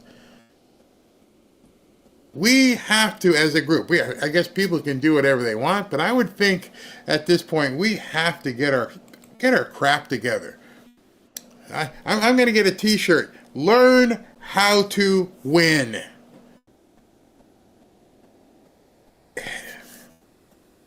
It was funny. I had sent Ashley a link to a video. It was a Godfather. And it was the scene where Don Corleone was talking to Sonny. And Sonny was blah, blah, blah, blah, blah, blah. And in a meeting and everything. And he goes, Sonny, Sonito, whatever his name was, come over here. What? You never let speak outside the family. Never let them know what you're thinking. And that's what I don't think the Republicans, because I hate using that, the MAGA needs to understand. Shut up. You know what? Laura Loomer, I'm sorry. If you have a problem with Casey Means or Callie, they have these things called phones. And you can pick up the phone and say, hey, listen, let's talk this out. I've got some stuff that I have a really sincere question about, and let's see if we can work this out, like adults. Can I talk to you on the phone? Yeah. Well, I don't like the fact that you said this. I don't like the fact that you said that. All right, then where are we? How about we just meet for lunch somewhere and sit in front of two people and talk it out? Instead of typing 1,000 words and expecting everybody to read through it and then have a reply. You know what works better than that? A conversation. Have we lost the art of conversation, or because you can't get likes and reposts that the conversation doesn't matter anymore? See, if I have a beef with somebody, I'm going to go talk to them. I'm like, hey, what's your problem? Let's talk this out. And then if we can't have a meeting of the minds, you do you, I'll do me. It's not a Twitter beef. When's the last time you had a problem with somebody and decided you were going to do this instead of going to see them? See, that's one of the problems with social media. People like to air dirty laundry out and bitch instead of just picking up the phone or going to see the person. Unless your motive isn't about resolution. If your motive isn't about resolution, then I guess you don't really care if it causes damage. But I digress. It's Friday, and I'm happy. And I'm happy also because I got to talk to you about Patriot Addict. And then I got two other pieces of stuff to talk to you about. So as you know, Patriot Addict is back with a brand new Trump collector's bundle that they have deemed the Berry Pack. The Berry Pack is the ultimate Trump collection. It features the Trump sequel hat. Oops, I forgot to put it on. I do wear it, but I don't like to get it all sweaty because look at this. This is a gray hat, and it's like made out of like you have to be careful because if you sweat in this, it'll get stained, and I consider this collector, so I don't like to wear it that way. But anyway, you get the hat. You get the Trump watch that's been selling out nationwide, which I think I got in the mail today. You get the Trump blanket, which, hold on, is right here. Don't take it to the beach because it'll get dirty. But you have the Trump blanket right here. This is part of the Berry Pack. And there we go. Good blanket. Big blanket, warm blanket. I like it for when you get out the pool. It's perfect. And you also get the Trump red knife. For those of you who aren't familiar with the Trump red knife, and I'm not as good of a knife person, so just let me just show you this. Fanfare family, I'm Debunking Nace, one of the members of Barry Cunningham's channel. One of the things Barry advertises on his channel is the Trump knife. But Barry doesn't really get so much justice because Barry apparently is not the knife guy that I am. I've got thousands of knives around my house. But this knife is really awesome. One, check this out.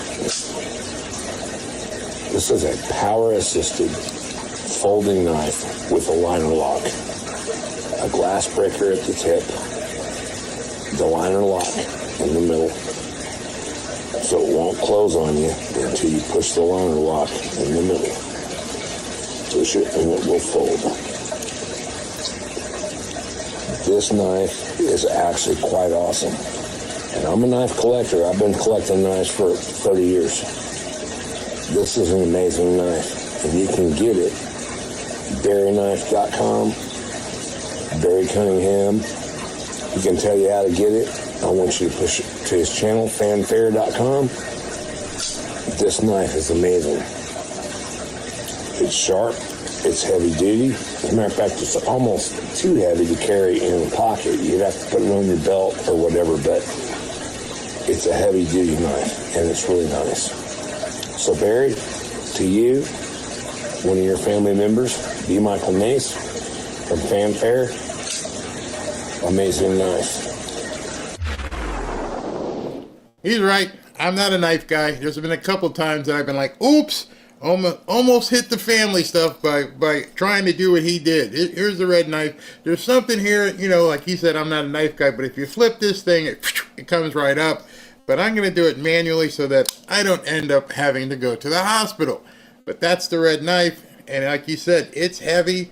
It's heavy duty. And that's included in the Barry pack as well. So you get the red knife. You get the hat. You get the blanket. And you get the watch. All of that comes together in one really decent, nice package. Very well made. It's extremely affordable. All of that. No shipping fees, no hidden fees, no subscriptions. If you bought these things independently of each other, it would be about $238, $240, but they're practically giving it away to you people here watching the videos, the Fanfare family. It is now just $79. But as you've seen, we started talking to people, it was $59. Then it went to $69. But the demand, that's what's called supply and demand. So it's $79 at this point. So I recommend that you take action right now. Just go ahead and click the QR code right over here or go to BarryPack.com. So one of the things that they've also begun doing, which I want to say it, it's going to qualify you for a free wait a minute. Oh, wait, they put it back down. So it's $69, not $79. It's back to $69. Oh, this one here. Yeah, okay, this is the original. So they put us back to $69. This is the original offer they were making. It's $69, not $79. So the price dropped, like gold and the stock market go up and down. It's back to $69 for all of it. The blanket. The pretty blanket. All right, I'll do it. The blanket. The hat. The knife. The watch. All four for $69. Just go ahead and click the QR code or go to BarryPack.com. All right. We are going to be right back.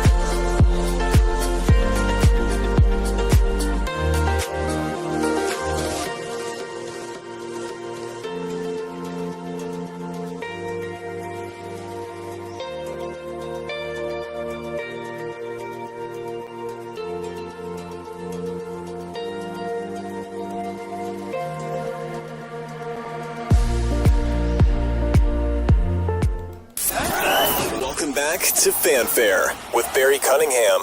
So it's been more than a month, if you can believe it, since Donald Trump announced his sweeping and pretty ridiculous tariffs.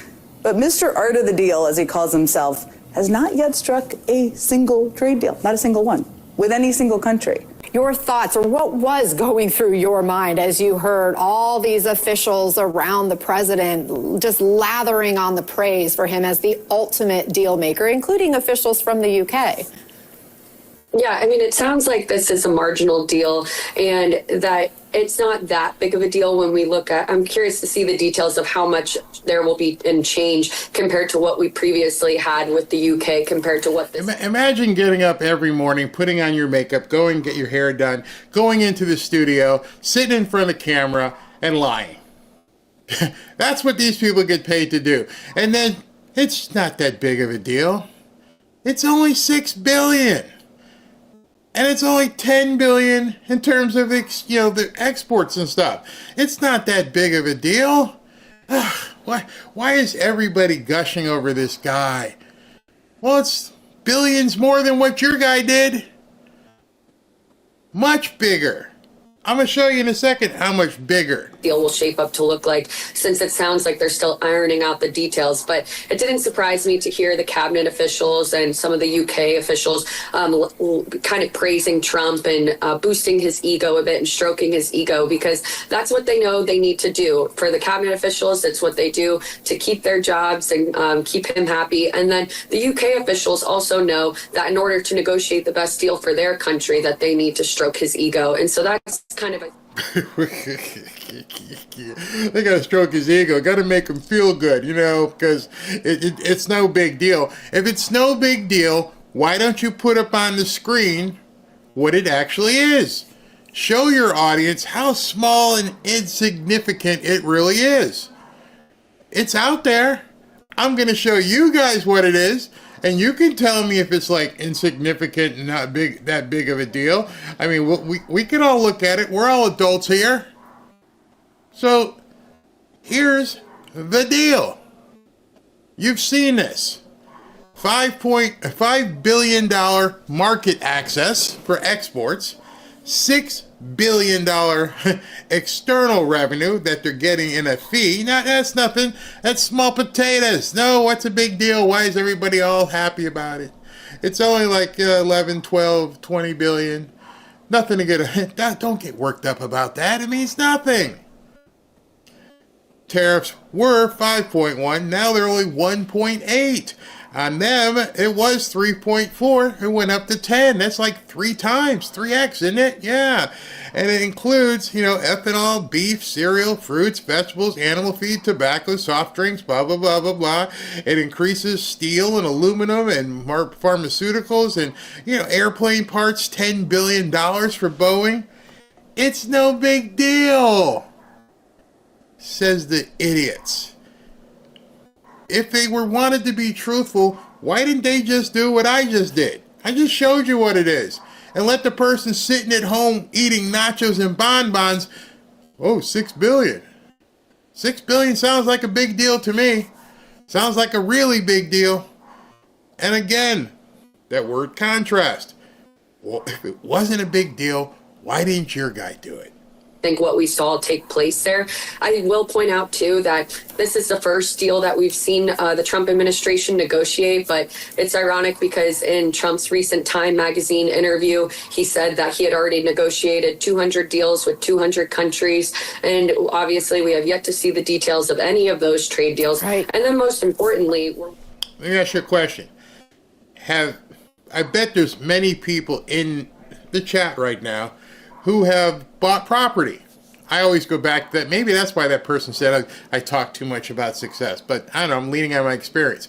Well, you have a contract. You put an offer in on a property, or you're selling your property and you receive an offer on that property. And nobody usually takes the first offer, hopefully. I don't want anybody to take my first offer. Newsflash, if you accept my first offer, I screwed up. I went in too high. But we'll continue. Eventually, You're going to put in an offer. They're going to look at it. They're going to say no, or they're going to say yes. And you're going to negotiate different things. When do you move out? How's this going to do? I want that chandelier over there to stay, blah, blah, blah, blah, blah. But you agree on the number before you actually sign the document. And the rest of the stuff we got to work out. The attorney's going to talk. The title company's going to make some changes. And then, of course, the survey has to happen where they go out and measure everything to make sure that, what I'm buying is actually what I'm buying. And then the inspector's going to come out and he's going to crawl through the attic and the crawl spaces and make sure that, the thing's not falling down. All of those things are called what? Anybody ever do a business deal where there's these things that are all, contingent? These people are idiots. It's like, well, no, they're not idiots. They know full well. They know their audience are idiots. They know nobody walks up and goes, okay, signed it. Let's go. We're done. Exchange the money. Let's go. Okay, let's go to lunch. No, it doesn't work that way. That's why real estate closings can sometimes take 30 days. Doesn't mean I don't have a deal. I've got the deal to buy this property. And God forbid, that's just a house. I don't know how many of you have ever bought commercial property. So if you're going to buy like a strip mall, and a strip mall, there's a whole lot of due diligence. You get the deal, you agree on the surface, but then you start digging in. You check the rent roll. You check and make sure the leases are in place. All these different things. You check the environmental. You got to verify everything. And it may take you 60 days to close. But these people are like, hey man, he said he's got all these deals in place, but we don't see them. They're lying to the American public. And I hope I just explained to you how deals take place. And that's just on a house or a commercial property. Never mind if you're buying a mall. Never mind if you're buying acreage and you want to build, a plant. How long it takes to get all the different details in place, even though you've agreed in principle on the number. So take that on steroids and say, now we're going to do an international trade deal. Okay, here's what we're going to offer you. Oh, just to let you guys know, here's what we're going to offer you. What this doesn't say is, okay, how are we going to do it? Which of these companies are involved? You got ethanol, beef, cereals, fruits, vegetables, animal feed, tobacco, soft drinks, yada, yada, yada. That's a whole lot of stuff. We got to put all this into what will probably be a document. Well, it'll be electronic because only the idiots use paper. But it would be a document probably about that big, and then both will sit down and sign it. But they don't want their audience to know that. They're like, what are you talking about? Waiting on what a deal with China will look like. And Trump says that he's talking with the Chinese, but I think that Americans are really upset with his handling of the economy right now. And as we get further into summer and empty shelves and skyrocketing prices continue, then Wait. You see how they use language to obfuscate? When we get into this fall and summer, when shelves continue to be bare. Wait a second. You beat your wife often? No, I don't beat my wife. But you just said you beat your wife often, so how does it work out for you? No, the shelves will continue to be bare. Wait. I just went to the grocery store. Well, actually, I didn't go to the grocery store. I went to Instacart, and everything I wanted, boom, boom, boom, was right there. They lie so smoothly because they're taught to lie smoothly, and the average person sitting at home eating bonbons and Cheetos doesn't understand they're being lied to. I stop and let you hear what they say so you can be on to their tactics, because it's important that you are. Americans are only going to continue to be upset with him and his handling of the economy, and you're going to see him continue to shift the blame to folks like Jerome Powell because he doesn't want to take on that responsibility, even though it's his incoherence and his policies that he's putting forward that are responsible for it. These are the... Seriously, she just said that. And you see the people on the screen? All nodding along like they have a clue what she... None. No clue. But you know what? Like I've been saying, guess what? They get the benefit as well. They get to have lower gas, lower groceries. Even though they hate Trump and are lying to people, they get it too. Speaking of lying...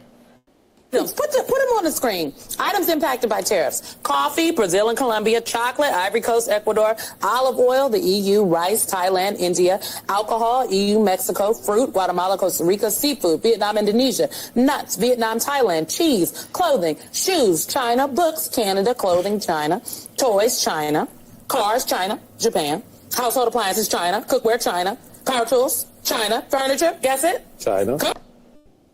Okay, so as she's rattling those off, and she's telling you, we're dependent on China. She may not have realized that she was, doing her street language and inadvertently telling you, we are dependent upon a foreign country. If a foreign country doesn't provide all those things, we're running around toothless, clothless, naked, can't do anything. What she failed to point out here was, are there no American coffee companies? Oh, I think there are. I beg to differ. I've got one that I work with, 1775 Coffee, so I know you're full of it. Chocolate? No American chocolate companies? Yeah, there are. Olive oil.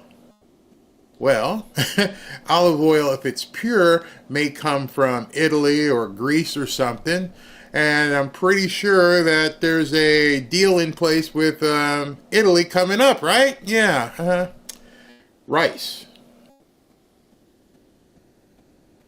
Rice. They're worried about rice. Let me ask you a question. Or not ask you a question. Make a statement. There are a few items on this list that even if the price rose 20%, I don't care. What are you going to charge me more for rice? $1.50 for a pound? Might go to $1.60? Seriously? You scared of that? If you even eat rice. Alcohol. I don't care. I don't care. Because most of these things on this list, which I want to point out, that they're showing to their audience, most of the things on this list are wants versus needs. I don't need alcohol. You can just scratch that right off. I don't need nuts. I don't need cheese. But if I did need cheese, I know there's people here that make cheese. I know that tomorrow, Saturday, and Robin and I are going to be going to the Delray Market, which is awesome. And when I go there at the Delray Market, there's this guy who has a cheese booth. And they make their cheese, mozzarella, they make it right in their place. They have big giant blocks. They make their own cheese. He's right here. He's in Delray, Florida.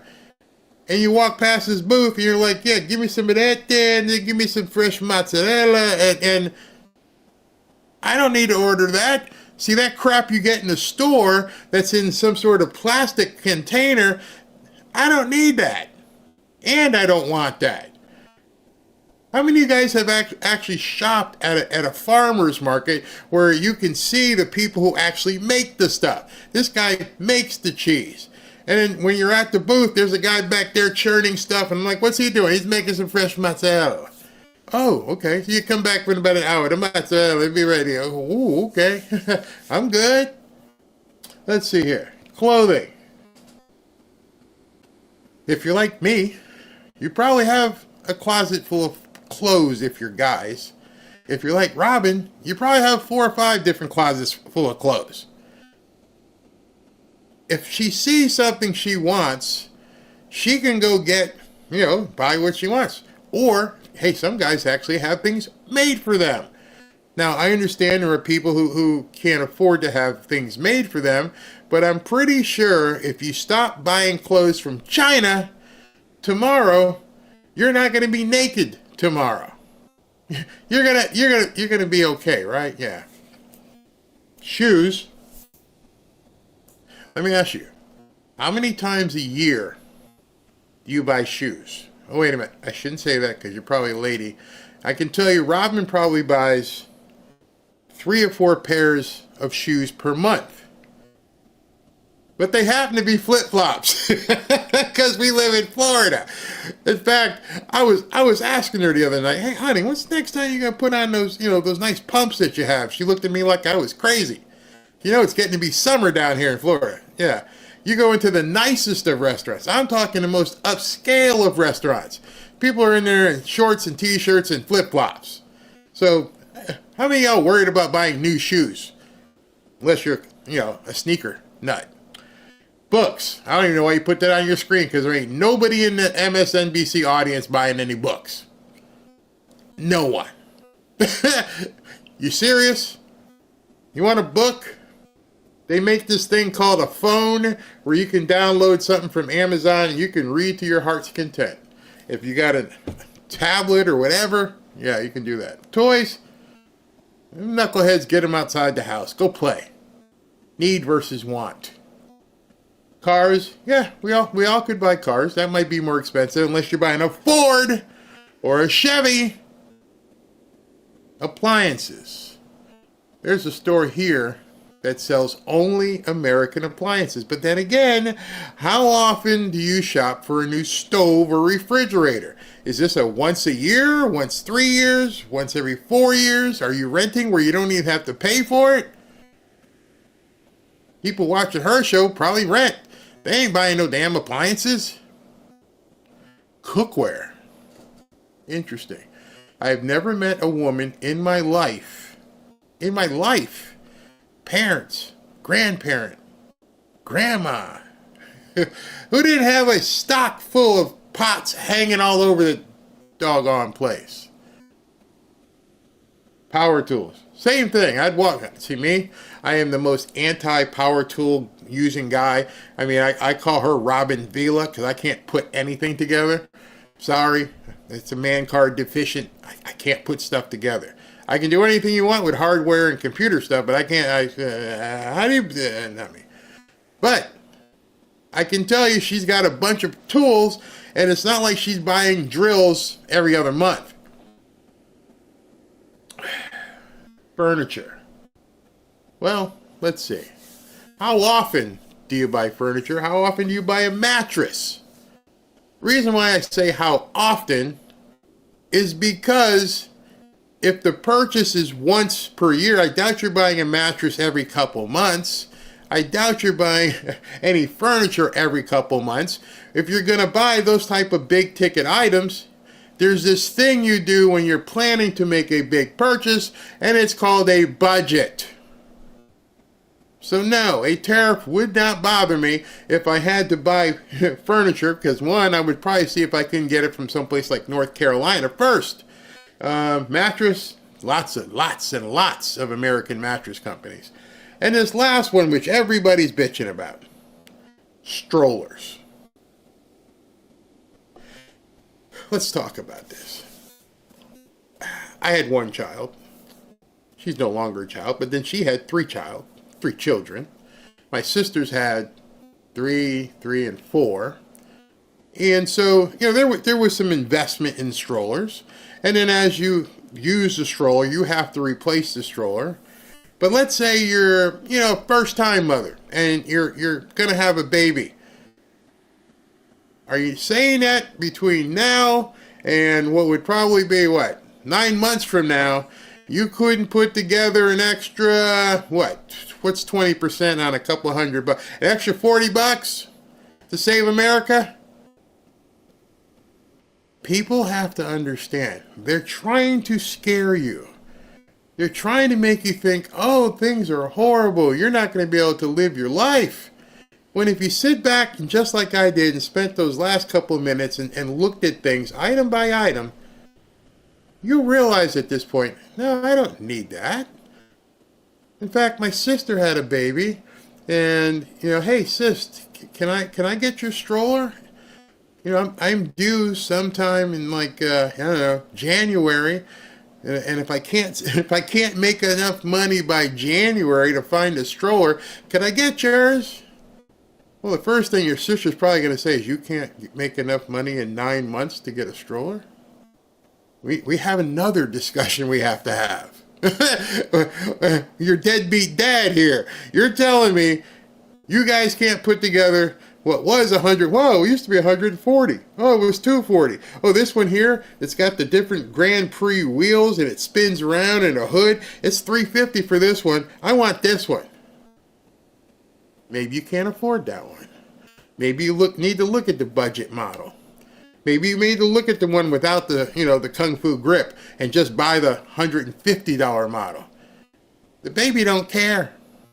See, that's a lot of this stuff that's being sold to people is they're thinking the baby's going to do without. The baby's going to sit and poop. The baby, you put some shade over its head and you can wheel whatever you want. It's for your comfort. Trust me, I've seen them. They're sleeping. They're pooping. And you put the little shade over them, they're going to be fine. It's you that want the $400 stroller. Well, I got to have my jogging stroller. Well, if you can do that, then jogging and save up. But in any event, what I'm saying is people aren't being smart and they're being pulled around by their nose by these people in the media. Come on now, mattresses, come on. Ooh, China. And what about the strollers? You mean the thing you carry the babies in? Yeah, I know the president didn't understand what it was. It is what? Say it with a C? China. But maybe you only need one stroller for your whole family instead of needing one for every baby. Not when they have us having 6 babies. Right. And you put one baby doll in it. I mean, that's not... Wait. I'm sorry. Democrats are worried about babies now, huh? 7 and 6 of them. She said. I would have said 6 and 7. She said 7 and 6. But now they're letting you know they care about babies. Whew. Thank you. It took Trump's tariffs to get you to care about babies. And telling people to have bigger families. Think about that. They are now advocating for people to have big families. Lying their asses off. Policy that's going to work. You had me afraid at chocolate, coffee, and shoes. Like these are, you're asking Americans now. I thought this was supposed to be the great prosperity era. The golden age. The golden age. Now you're asking America to buckle down and get ready for the age of austerity. How is that America winning? Tell us. How is it winning?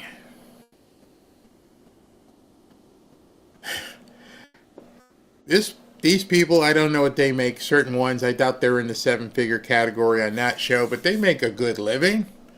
No one's telling you can't go out and buy more shoes with what's the one with the red sole? Jimmy Choo? You want to go ahead and go do it. No one's stopping you, girl. You go ahead and blow your money on that. You know what? I'm going to blow my money on stuff that makes sense. See, I'm going to talk to the black culture right now. The black culture that decides that what is outward appealing is most important. You got to have the big benzo. You got to have the big house. You got to have the flashy clothes. Nah, I'm looking at this. I'm looking at gold and silver. I'm looking at real estate. See, I don't want people to see the flashy stuff.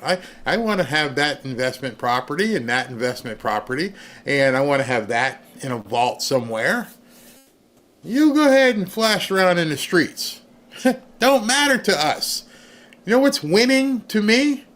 Winning to me is when I can tell the woman sitting out there and my daughter and my grandchildren, what do you need? That's winning to me. Not for me. See, that was one of the problems that they were talking about. They were talking about themselves. They don't understand what prosperity really means, what success really means. Believe it or not, I'm a very simple person. I like to play with gadgets and new lights and stuff and new buttons and stuff to push here. I told you earlier I might have to buy another computer because this one's like, hey man, you're killing me with all these videos. These live videos are 2 or 3 hours. You're going to have to do something. So I might have to get a new computer. We're going to move into an office in January. I tinker with my stuff like that. Other than that, I am very, very, very simple. I'll wear a goofy hat. That's about it. I wear shorts all the time. Unless she yells at me and says, I need you to dress up for dinner, which means put on a pair of jeans. They don't teach prosperity and wealth. Nobody really teaches that anywhere. And if you listen to these nuts on television, they're going to put you in debt. They're going to put you in a situation where you don't, and you're not going to attain prosperity and success. And so this limited success right now that they're calling these trade deal with the UK, they don't understand what that means for America. See, that's the problem. The entire thing I just played for you, and if you could have just, and I don't know if you listened, maybe I interrupted too much, but did you hear anybody talk about what it means for America? Hey, you're not going to be able to buy this. You're not going to be able to buy that. What kind of sacrifice are you willing to do to help your family? And pretty much if you have a family, you're going to say anything. There's nothing I won't do for that woman, Robin. There's nothing I won't do for Ashley and the grandkids. Nothing. Anything I can do to make life better is what I'll do. Again, I'm going to go back to the quote from John F. Kennedy. Ask not what your country can do for you. Ask what you can do for your country. And you're hearing on these liberal networks day after day all about me. It's me. I can't. Well, what about 200, 300 million people who would like a more stable, wealthy, safe country? That's what we're all supposed to be working together for. Not clicks, not stupid statements, working together to build America. And I challenge you to go find them say the word success on these liberal stations, to talk about prosperity on these stations. To them, it's something to look down upon because they don't understand, or maybe they do, what a prosperous America means, because it destroys their entire ideological process. How this deal got done? Was it over a few pints? So the Prime Minister came in at the end of February to remember that meeting he had with Donald Trump, and he pulled me aside and he said, "So what are we going to do?" And I said, "Look, you've got to pick a businessman.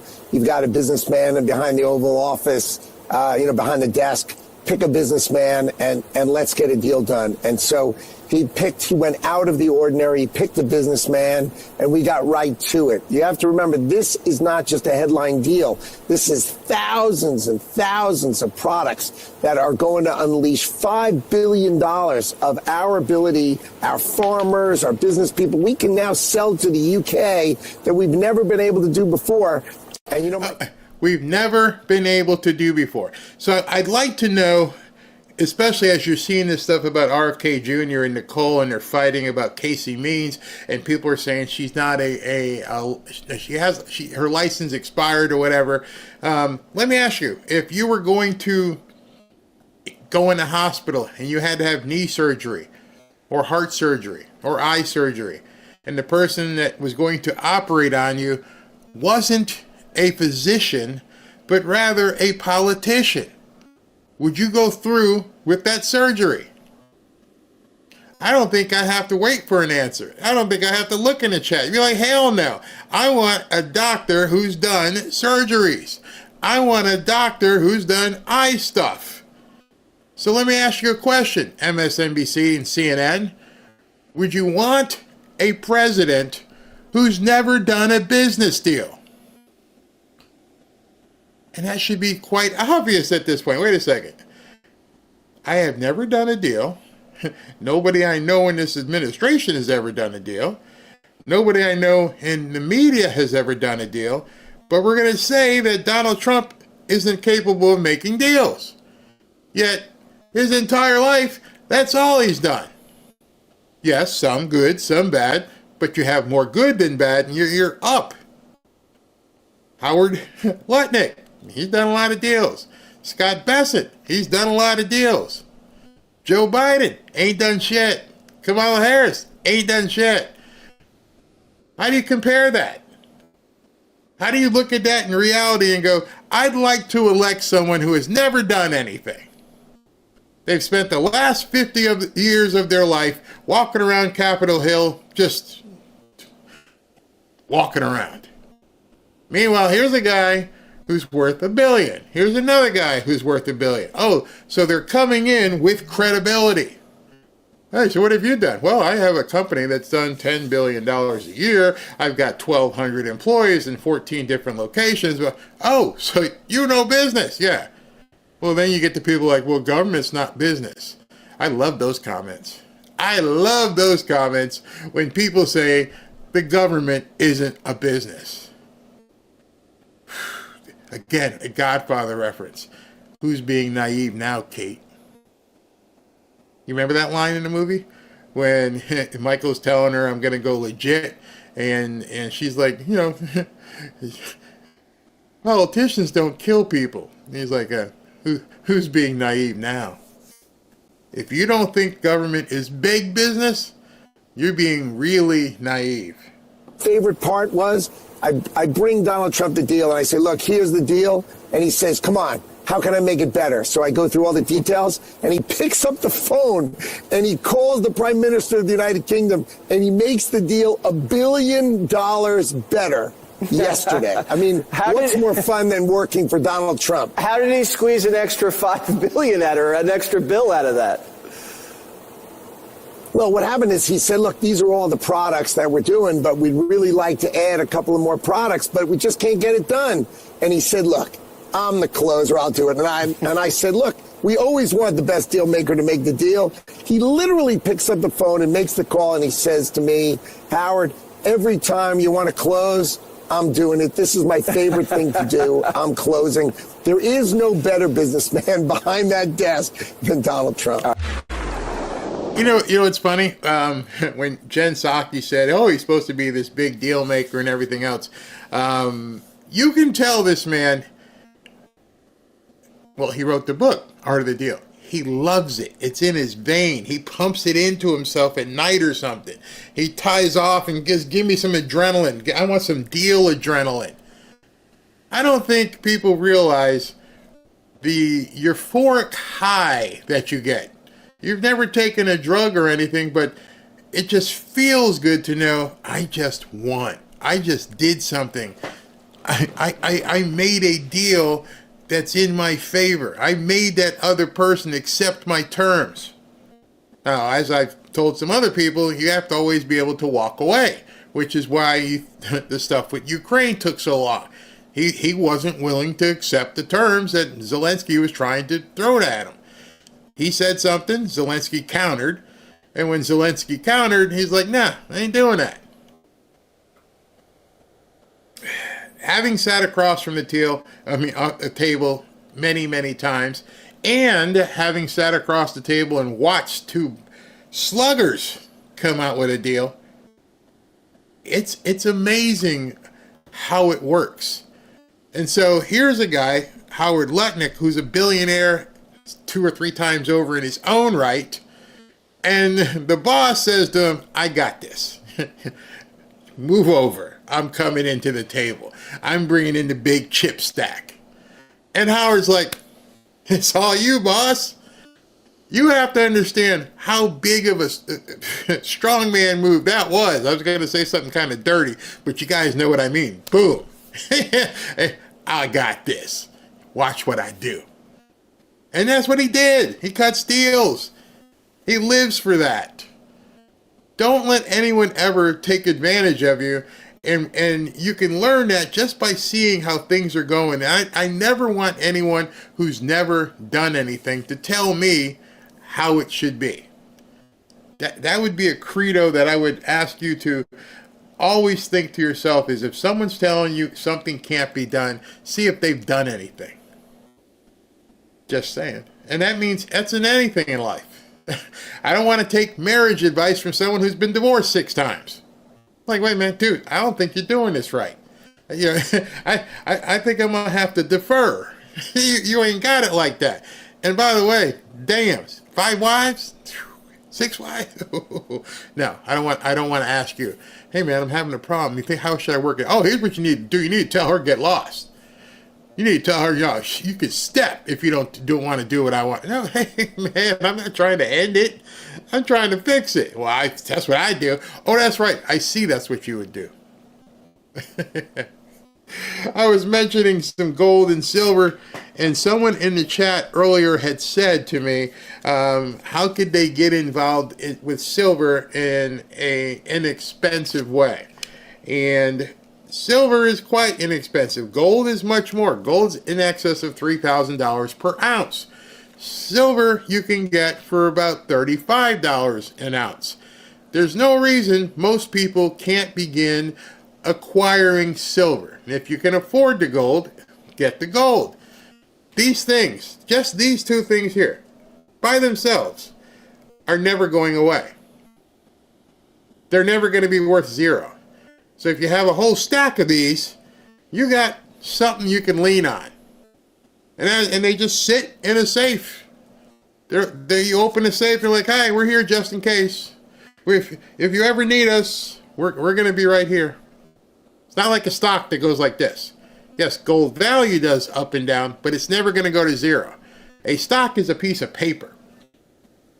It's like this.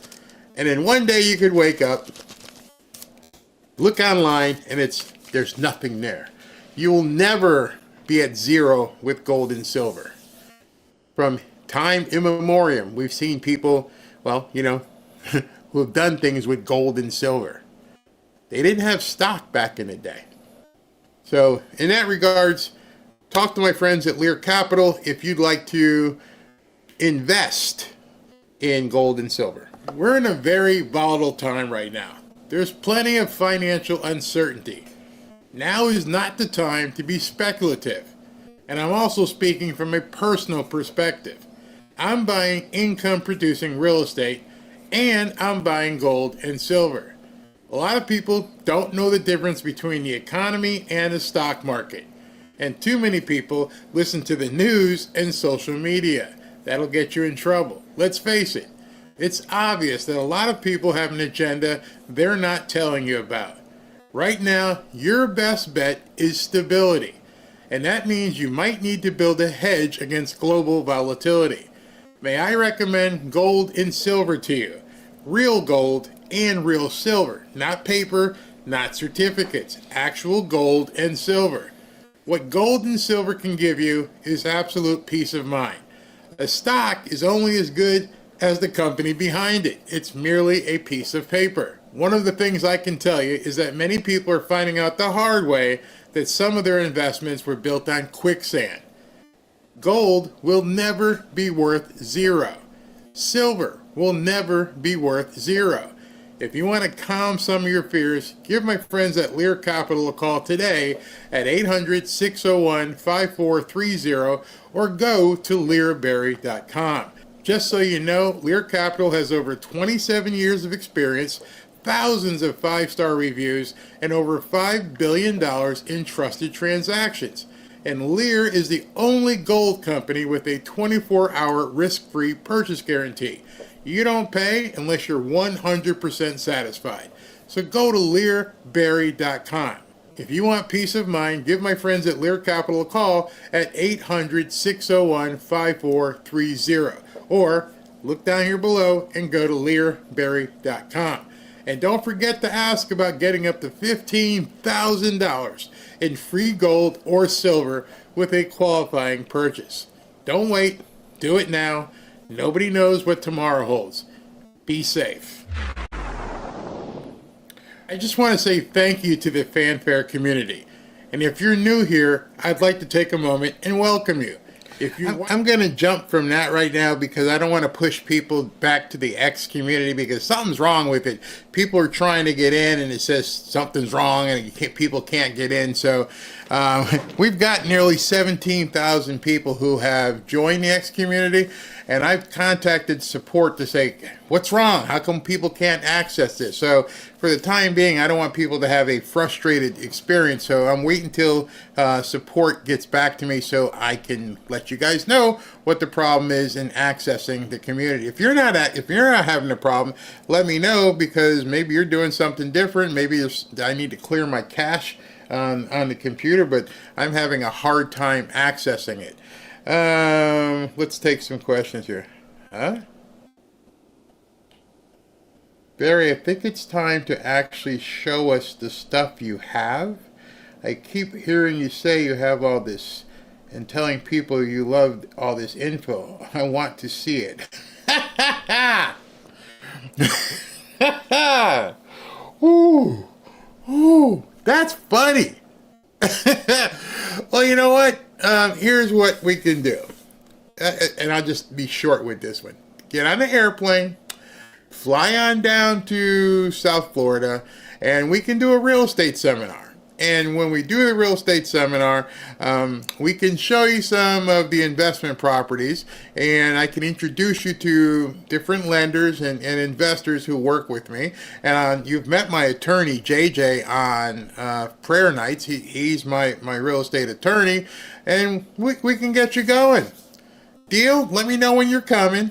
I won't charge you any sort of fee for showing you around or having a seminar, but you're welcome to fly down. Let me know like a week or so in advance, and we'll get you set up. But before you do that, I don't know if you've ever been to the Fort Lauderdale Boat Show. Fort Lauderdale Boat Show is just like the Miami Boat Show. It's amazing. It's absolutely amazing. And there's all these yachts and everything all around the place. And you can see them all. But when you go to these boat shows, most of the boats, in order for you to get on the boat, you got to show a bank statement and a credit score to show that you could even afford it. So when you come, let me know you've got the cash and or an investor that'll help you buy something. Otherwise, you're wasting my time. You see, when you buy real estate in South Florida, you can't even come to the table. Your ante is you're going to have to show a pre-qualification or what's called a funds letter that shows you have the funds to buy a property. The poverty mentality that some people have is incredible. I'm willing to talk to people online and give you information, but I'm not going to drag people into prosperity. It's very interesting how our society has become so Marxist.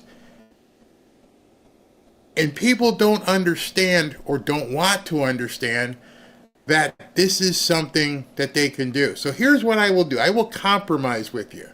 If you guys want me to do like a Zoom off of YouTube, off of Rumble, just a Zoom, I'll put one together. And what I will do is I will open Zillow. And I will open Zillow and we will find different properties. And we'll look at these properties and I'll analyze these properties. And I'll come up with a number as to what I would pay these people. And then, you know what? Then we're going to call these people and make offers. Actually, Robin would, because she's the agent. See, I'm not an agent. I find the deals. Robin then makes the call so that, there's certain legal things that have to be done. But I'll do all that. It won't help you, because if you have the mentality that I got to see it first, then you're already behind. You're watching the game being played. You don't get it. You got to get in the game. How do I say this? Or I can do this. Let me know where you live. Let me know where you live, and if you're in a rental property, I'll look it up and contact your landlord. How's that? And I'll see if I can't make a deal to buy the property you're living in. Would that help you? Would that show you something? You can't swim with the sharks if you're not willing to get into the water. So be careful when you ask people who know what they're doing and you try to call them out, because they will. I knew a guy. This was amazing.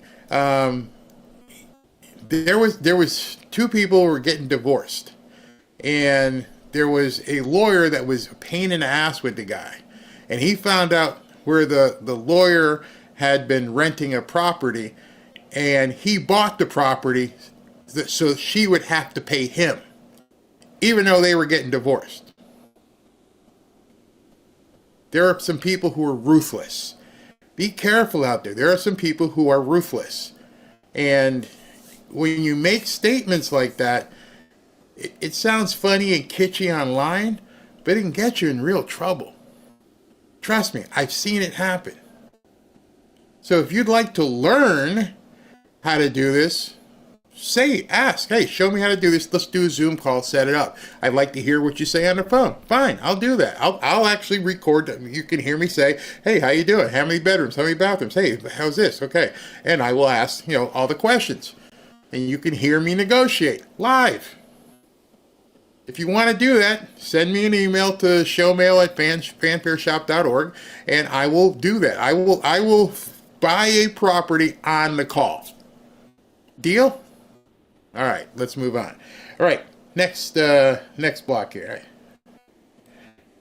It's really a fascinating, Liz, because reports say New York State Attorney General Letitia James, well, she's under investigation by the FBI, but her lawyers are calling it politically motivated. James is said to be the subject of a wire, mail, and bank fraud criminal referral to the Justice Department, all over allegations she has committed mortgage fraud. She's accused of listing a house in Virginia as her primary residence, even though, she serves as the Attorney General of New York State. That's in Albany, 500 miles away.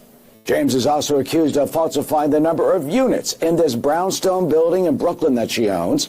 You have a lower number of units, you can qualify for a lower mortgage rate for that property. The Attorney General has called the accusations baseless and says President Trump is targeting her for winning that massive civil fraud case against him last year. Okay, before Big Letty starts screaming and everything, it was a great segue. I put that comment on because I knew which piece I had coming up with. So the very nature of what I just said to you is coming true in real life. That person who made that comment, I was like, perfect lead in. We're talking about real estate. So here comes Big Letty, and what did she do? She poked a bear. She poked Donald Trump, the ultimate deal maker, the guy who built the skyline in New York City. She poked him about real estate. She told him Mar-a-Lago ain't worth what it's worth. Oh, really? Okay. I'm going to try and get you for like $400 million. I'm going to make your life miserable. And now what's happening? Well, he's done sick the dogs on her. You want to play with the big dogs? You got to get off the porch.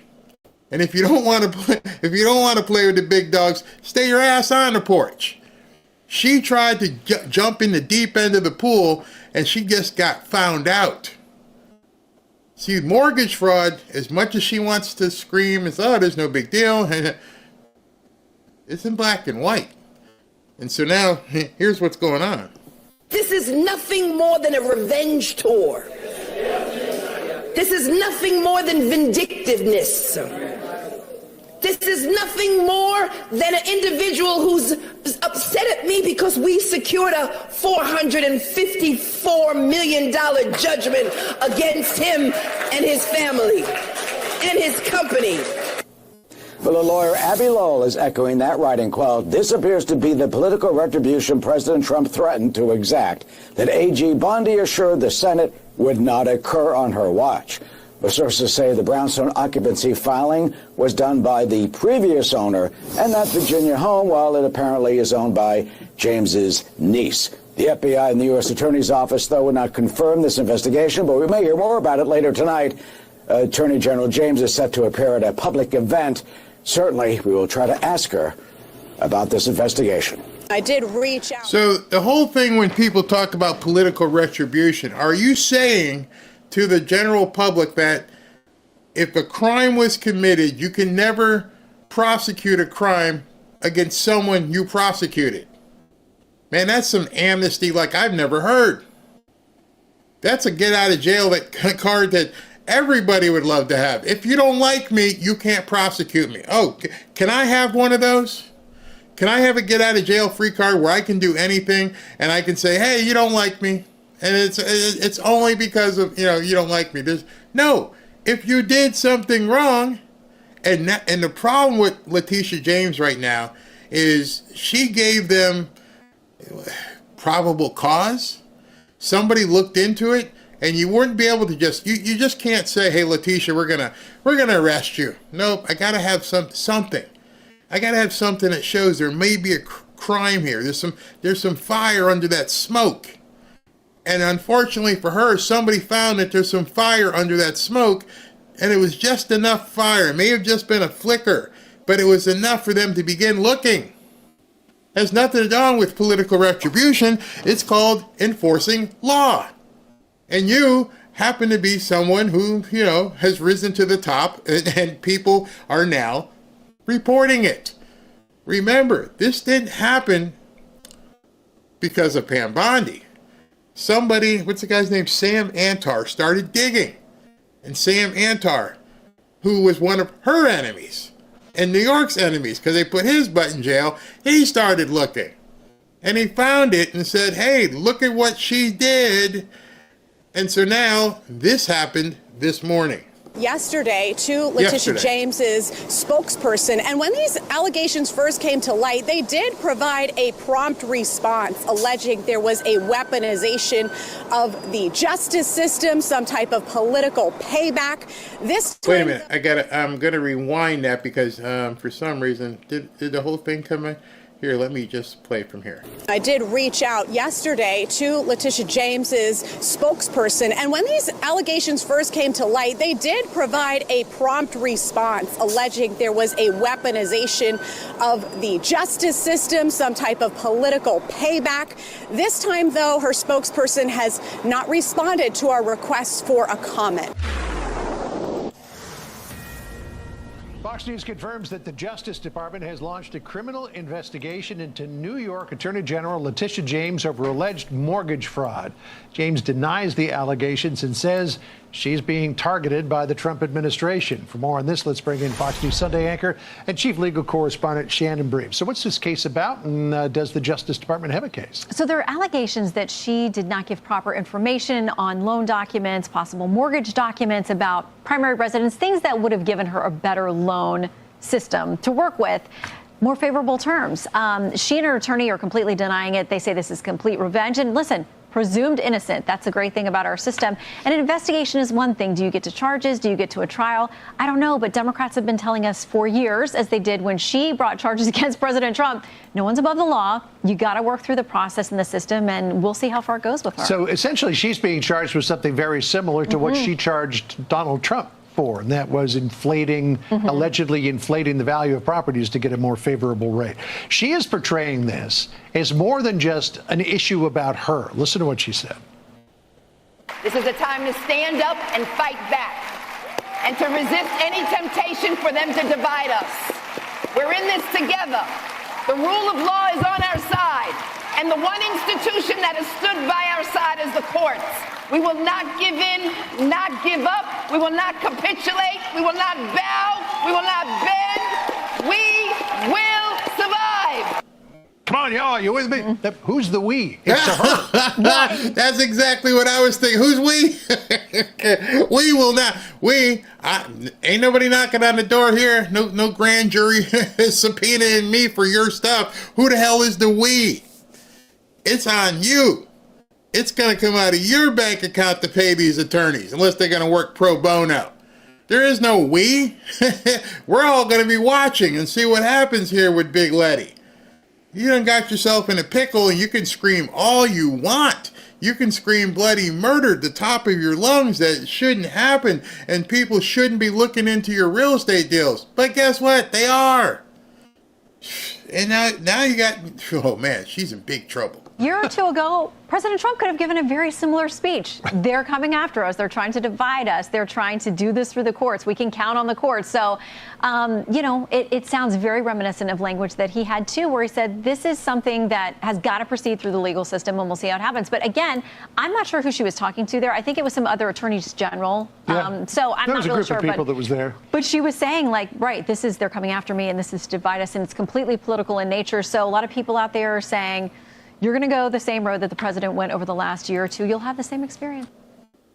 All right. So when I've told you that mortgage fraud is very, very simple to determine, it's because your name goes on a piece of paper. So unless you're going to allege that somebody forged your name, it's pretty simple. So the New York Post, which I guess is no friend to Big Letty, came out with a big, expose here. And in this expose, they said that the FBI and U.S. Attorney's Office in Albany have launched a criminal investigation into mortgage fraud claims against New York Attorney General Letitia James. A source familiar with the probe told the Post. The investigation, was first reported by the Albany Times Union and follows a request that the Justice Department investigate James. So, understand what the process here. The Albany Times Union went in and started looking at all this stuff. Then it also got a request from the Department of Justice to investigate her, and that was sent by the Federal Housing Finance Director, William Pulte. This is federal. So says the New York Northern District, where Pulte's referral was steered, is led by John Sarcone, an ally of President Trump. And there it is, right there.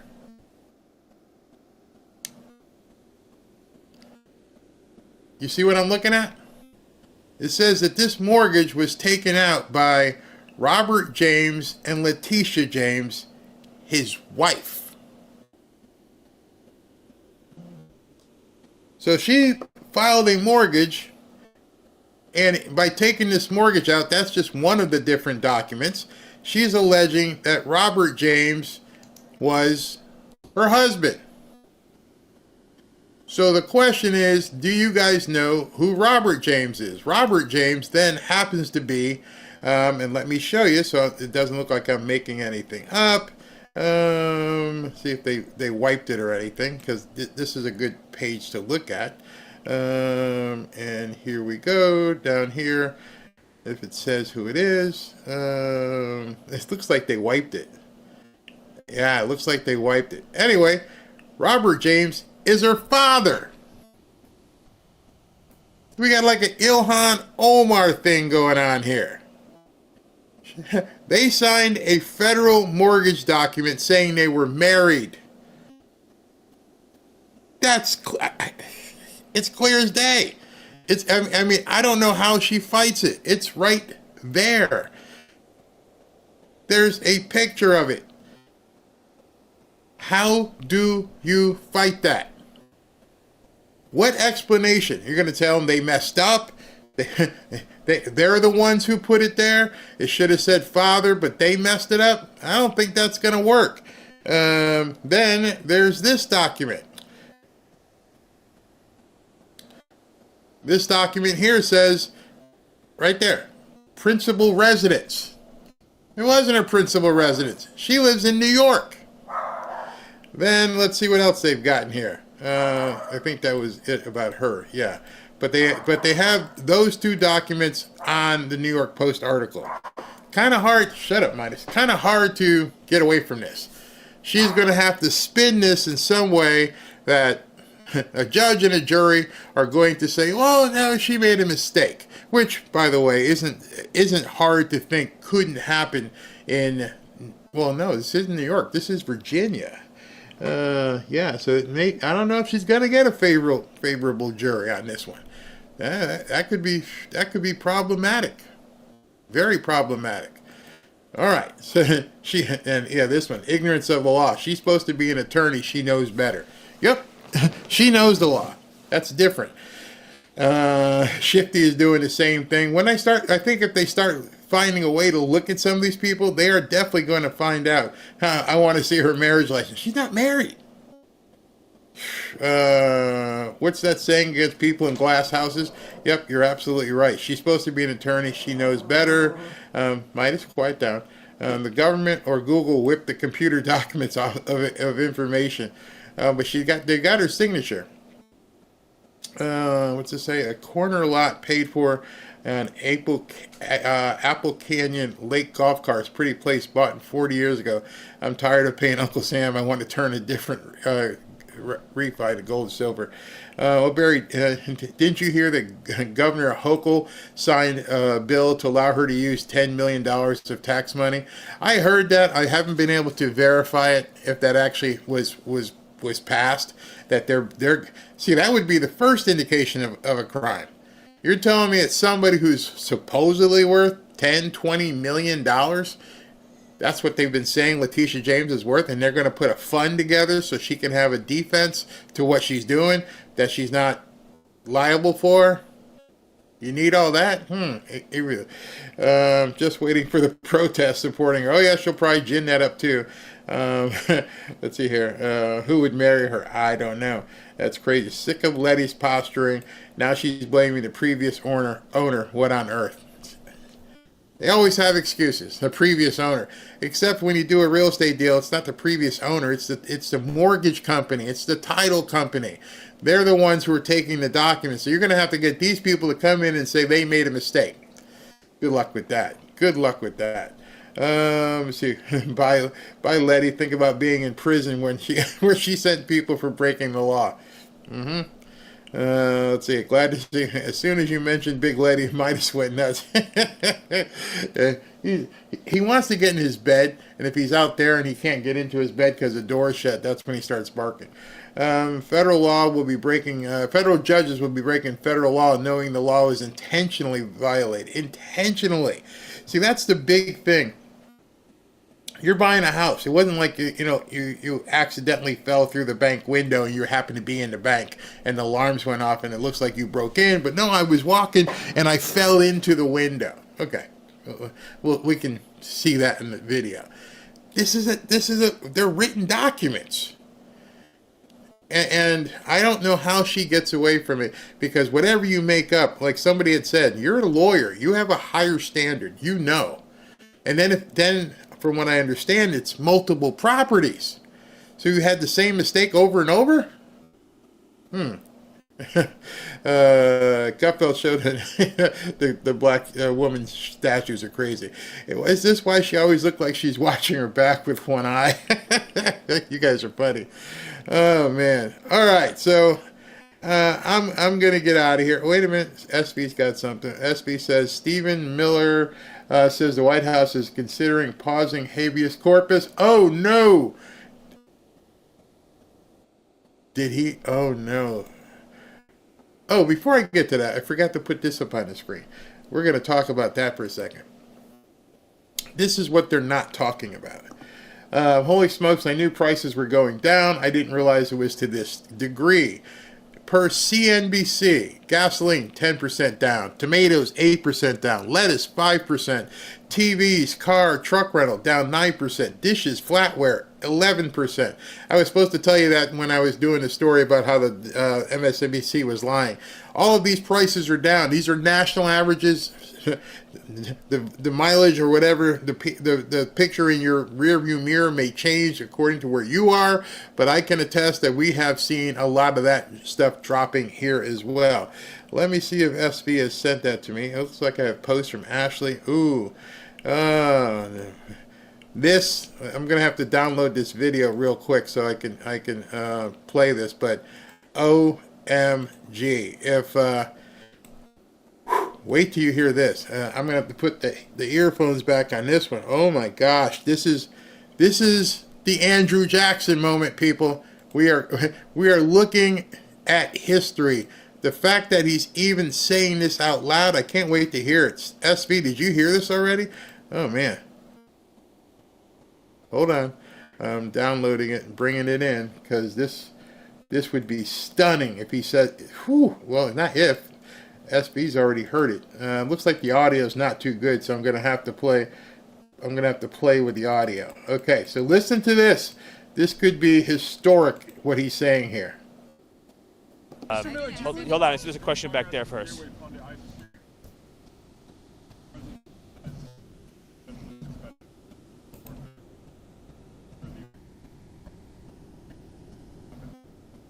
Well, the Constitution is clear, and that, of course, is the supreme law of the land, that the privilege of the writ of habeas corpus can be suspended in a time of invasion. So I would say that's an option we're actively looking at. Look, a lot of it depends on whether the courts do the right thing or not. At the end of the day, Congress passed a body of law known as the Immigration and Nationality Act, which stripped Article 3 courts, that's the judicial branch, of jurisdiction over immigration cases. So Congress actually passed, it's called jurisdiction stripping legislation. It passed a number of laws that say that the Article 3 courts aren't even allowed to be involved in immigration cases. Many of you probably don't know this. I'll give you a good example. Are you familiar with the term temporary protected status, or TPS, right? So by statute, the courts are stripped of jurisdiction from overruling a presidential determination or a secretarial determination on TPS when the Secretary of Homeland Security makes that determination. So when Secretary Noem terminated TPS for the illegals that Biden flew into the country, when courts stepped in, they were violating explicit language that Congress had enacted, saying they have no jurisdiction. So it's not just the courts aren't just at war with the executive branch, the courts are at war, these radical rogue judges, with the legislative branch as well too. So all of that will inform the choices the president ultimately makes, yes. Mr. Miller.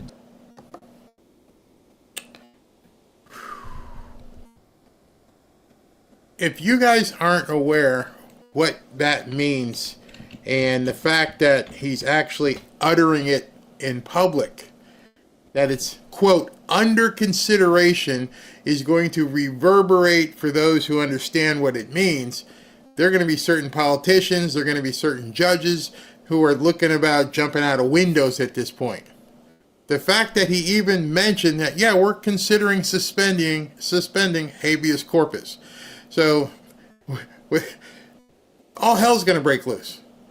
That is basically the Jacksonian checkmate. That is Trump. I said it the other day. I'm kind of at a loss for words because we saw him put that Andrew Jackson statue front and center in front of the press. That was a comm. I told you it was a message. I told you when I saw it, I'm like, hey man, you see something? In fact, I actually, let me just find that because I want you guys to see this because it was that big of a deal that I saw it. I didn't know if everybody else saw it. Oh my goodness. That is absolutely monstrous. Let me pull this in. I want to show you guys something. Those of you who weren't here for that previous show may have missed this. Where is it here? I'll find it. Okay. Yep, here it is. All right, so look at this right here. He's on the call during the deal with the UK. And when he's on the phone with the UK, he's sitting there. The press is out of the picture. They're back here somewhere. And you've got J.D. Vance, the guy from England, and a couple of the other cabinet members, Howard Lutnick, Brooke Rollins. And all of a sudden, I noticed this table got pulled up next to President Trump. The table that's not normally there. And the picture, the statue on that table, I asked people in the chat, I'm like, you guys know what that is? It's the same guy who's up on the portrait on the wall. That's Andrew Jackson. He brought it and put it in their face. Knowing how President Trump thinks and how he communicates, he put Andrew Jackson in their face. And none of the idiots in the press were like, hey, excuse me, Mr. President, yeah, what the hell does this mean? What's going on with this statue here?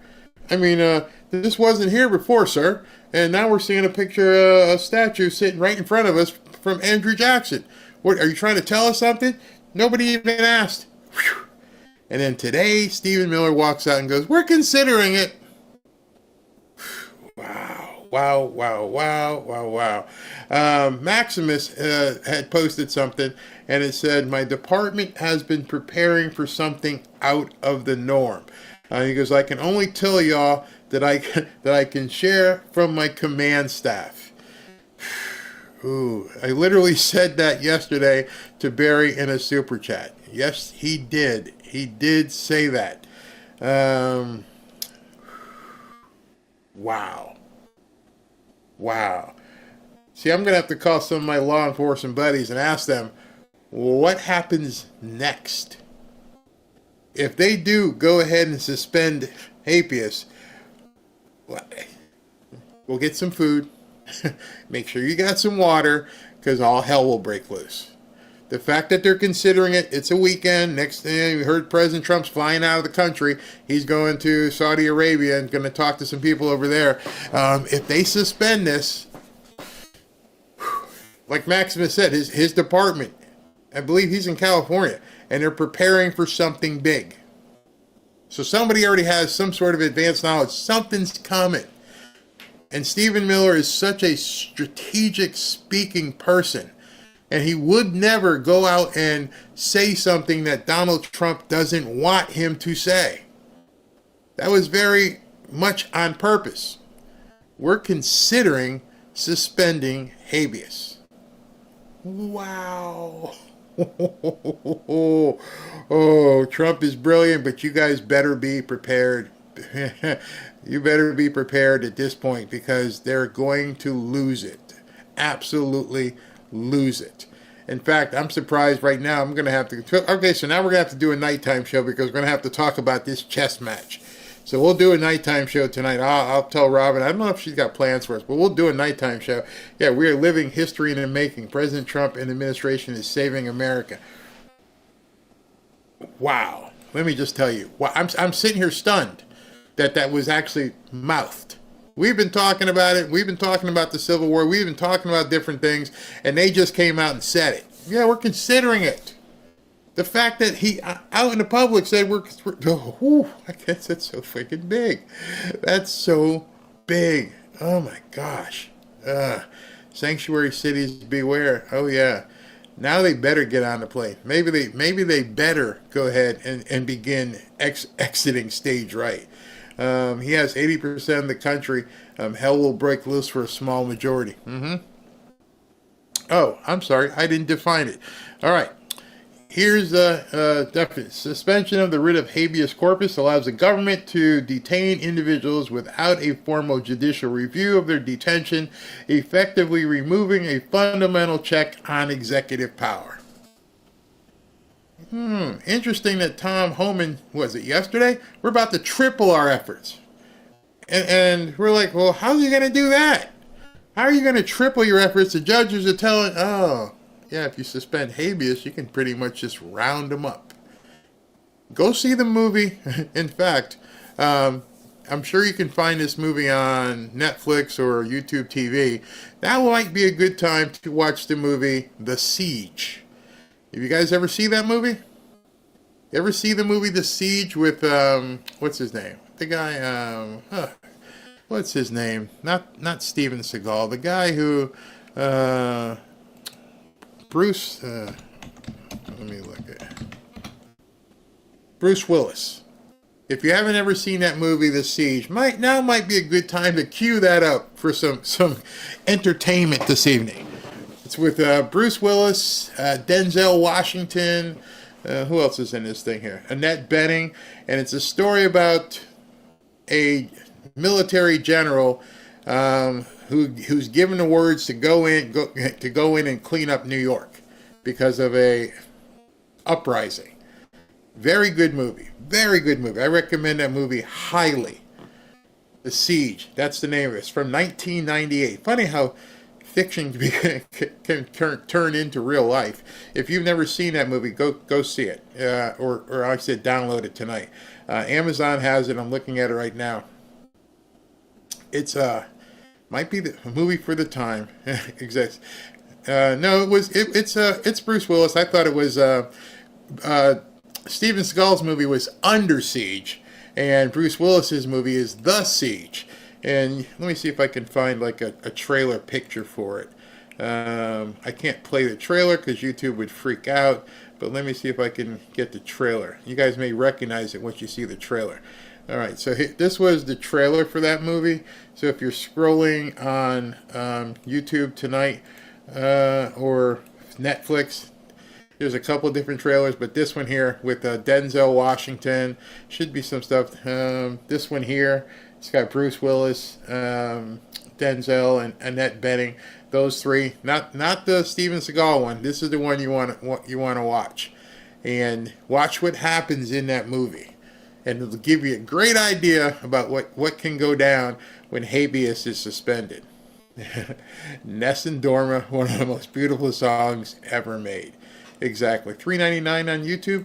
It should be for free someplace you can get it. Denzel is a star. How will this affect citizens? Well, if it, I don't want to tell you. I'm not a lawyer. I'm not going to say, because then people will say, oh, you're not talking to, just watch the movie. And, look it up, do some research. The citizens who don't get in the way might not have a problem. Oh, boy. Trump says we're going to help. SV says that we're going to help the people of Gaza. We're going to help the people get some food. Hamas is making it impossible because they're taking everything that's brought in. Interesting. Very interesting. Very interesting. Maximus says Maximus, you just caused a problem. He's like, most in this chat will handle this well, in my opinion. I love how he said most. Oh, most of you, but some of you might have a problem. Oh my God, that's too funny. That is too funny. Yeah, but look it up. Watch it tonight, this afternoon, and take a. Whew, again, I'm dumbfounded that he actually said that in public. Thanks, SB, for sending that over. All right, let me look at the super chats and get out of here. Wow, I cannot believe he said that in public, just like that. And you know what's funny? The fact that once he said it, every newscast didn't just jump immediately. Breaking news, because I'm telling you, the people who asked the question probably had no idea what the heck he even meant. Because if they had heard that definitely should have been like a breaking news story. Breaking news from the White House. Stephen Miller says President Trump is considering suspending habeas. I bet you it's going to be on the news later. All right, Joey Kirkland, thank you. Like I told my husband last night, F all this other beat crap. I trust that Trump knows what he's doing, and he has the cojones to carry out his plan. Indeed. Trumpinator, accountability is most important, and if it ain't happening, changes must be made. Trump has 4 years, and they will do what they can to run out the clock, which is why we may need habeas. Redeem Patriot, filter out the noise, keep focused. It helps with the stress and the BS. Yeah, you're going to see a lot of noise now. A lot of noise. Brian Garrity, hi Barry, you sound like you might be a watcher of the Shepherd's Chapel. Are you familiar with Pastor Dr. Arnold Murray? No, but I shall look, because I am a watcher of things that get recommended to me. Thank you. Jennifer Seidel, not a door, Pandora's box. You should crack it open. Claudette Brule, I saw a video that I still have nightmares over, and it's been a couple of years. So Claudette and Jennifer were talking about some of the things we were talking about earlier in terms of what's in this hornet's nest way beyond the list. Viking King, my 5-year-old stepdaughter said you can use her phrase, I don't care, when trolls and children start their bed. Ever see that movie? I don't even know. Robin has it, but Judy Garland sings a song, I don't care, I don't care. She loves that movie. Redeemed Patriot, the deeper we go, the more prayer nights we need. Absolutely. And that's why I don't think a lot of people understand how deep how vile this stuff is. Donna, God wants his children to be successful and prosper. And he did. You know, one of my favorite passages in the Bible is Matthew 6:25-34. Matthew 6:25-34. Look that up. Jerome, if you don't like the topic, tune out. Yeah, exactly. Ronaldo Lopez, my Nicaraguan wife just told me that Nicaraguan president is going to charge $1,000 to self-deporting Nicaraguans coming back in the country. So he's going to charge the people to come back to their own. Wow. Van Lightfoot. Oh, Barry, so proud of you, bro. Thank you. Maximus. Barry wanted to clarify my super chat from yesterday. I did not mean to imply full-on martial law. I don't want to scare anyone. The left will riot no matter what. Be careful and ready. How Granny sees it. Too many people are trapped in a poverty mindset. That was probably the biggest thing that the government has done to people is to keep them in line by not allowing them to see what's available to them. And that's insidious. Despina, how are you? Like Laura Ingram says, as long as the musicians shut up and sing. Just shut up and sing. That's all I care about. Tommy Radcliffe. Hey, Tommy, hope you're feeling better. Signal versus noise. Every sound engineer struggles to separate the sound from the noise. Same in government and politics. Trump knows everything. You don't, Loomer. You aren't helping. Stop clicking. Exactly. And I don't mean anything disparaging towards her, the person. I have no beef with her, the person. I just don't like all this back and forth where go talk to the person. Mr. Mike, the newscaster definitely likes to stroke his ego. Greg Yergin, Mr. President, DJT, America's Godfather. Gotta love the winning, indeed. Miguel Gomez, Kylie Means was in Trump camp before Bobby. He had a bigger part in connecting Bobby's camp and Trump's camp, and that's what he said in an interview that he had on Joe Rogan. He did. Brian Newland, I can't wait to see Letty's diabetic but found guilty. I hope the jail has plenty of insulin. Chapo, Kathy Hochul is trying to put Letitia James' legal fees into the state budget. Why would you do that? Why would you make the taxpayers pay her legal fees? Unless you owe her for something. Maximus again, Barry, like I told you a minute ago, they have not mentioned full-on martial law. Nope, I don't think that would have to happen until the nuts go crazy. Brat Girl, do you want me to have a Supreme Court lawyer to contact you and you can have him on? He does lives on YouTube. Sure, have him contact Ashley. Would love to have a Supreme Court lawyer on. Would love that. And also, before we go, I wanted to thank Mike Battelle. Amazing. Barry, I agree with 97% of everything you say, and I don't sweat the 3%. You speak the truth. Continue to carry the torch so that others may see the light. Thank you, thank you, thank you. Thank you, brother. Thank you very much. All right, so let's go here. All right, everybody. I'll go live tonight. So again, let me just tell you, our night show, we go ahead and we feature music. Entertainment. You may not like the music. You may think it's, I don't know, devil music or something, and it's not your cup of tea. That's okay. That's okay. No one's going to tell you you have to listen to the music. I'll have some news about this habeas corpus thing. I'm sure people will be talking about it.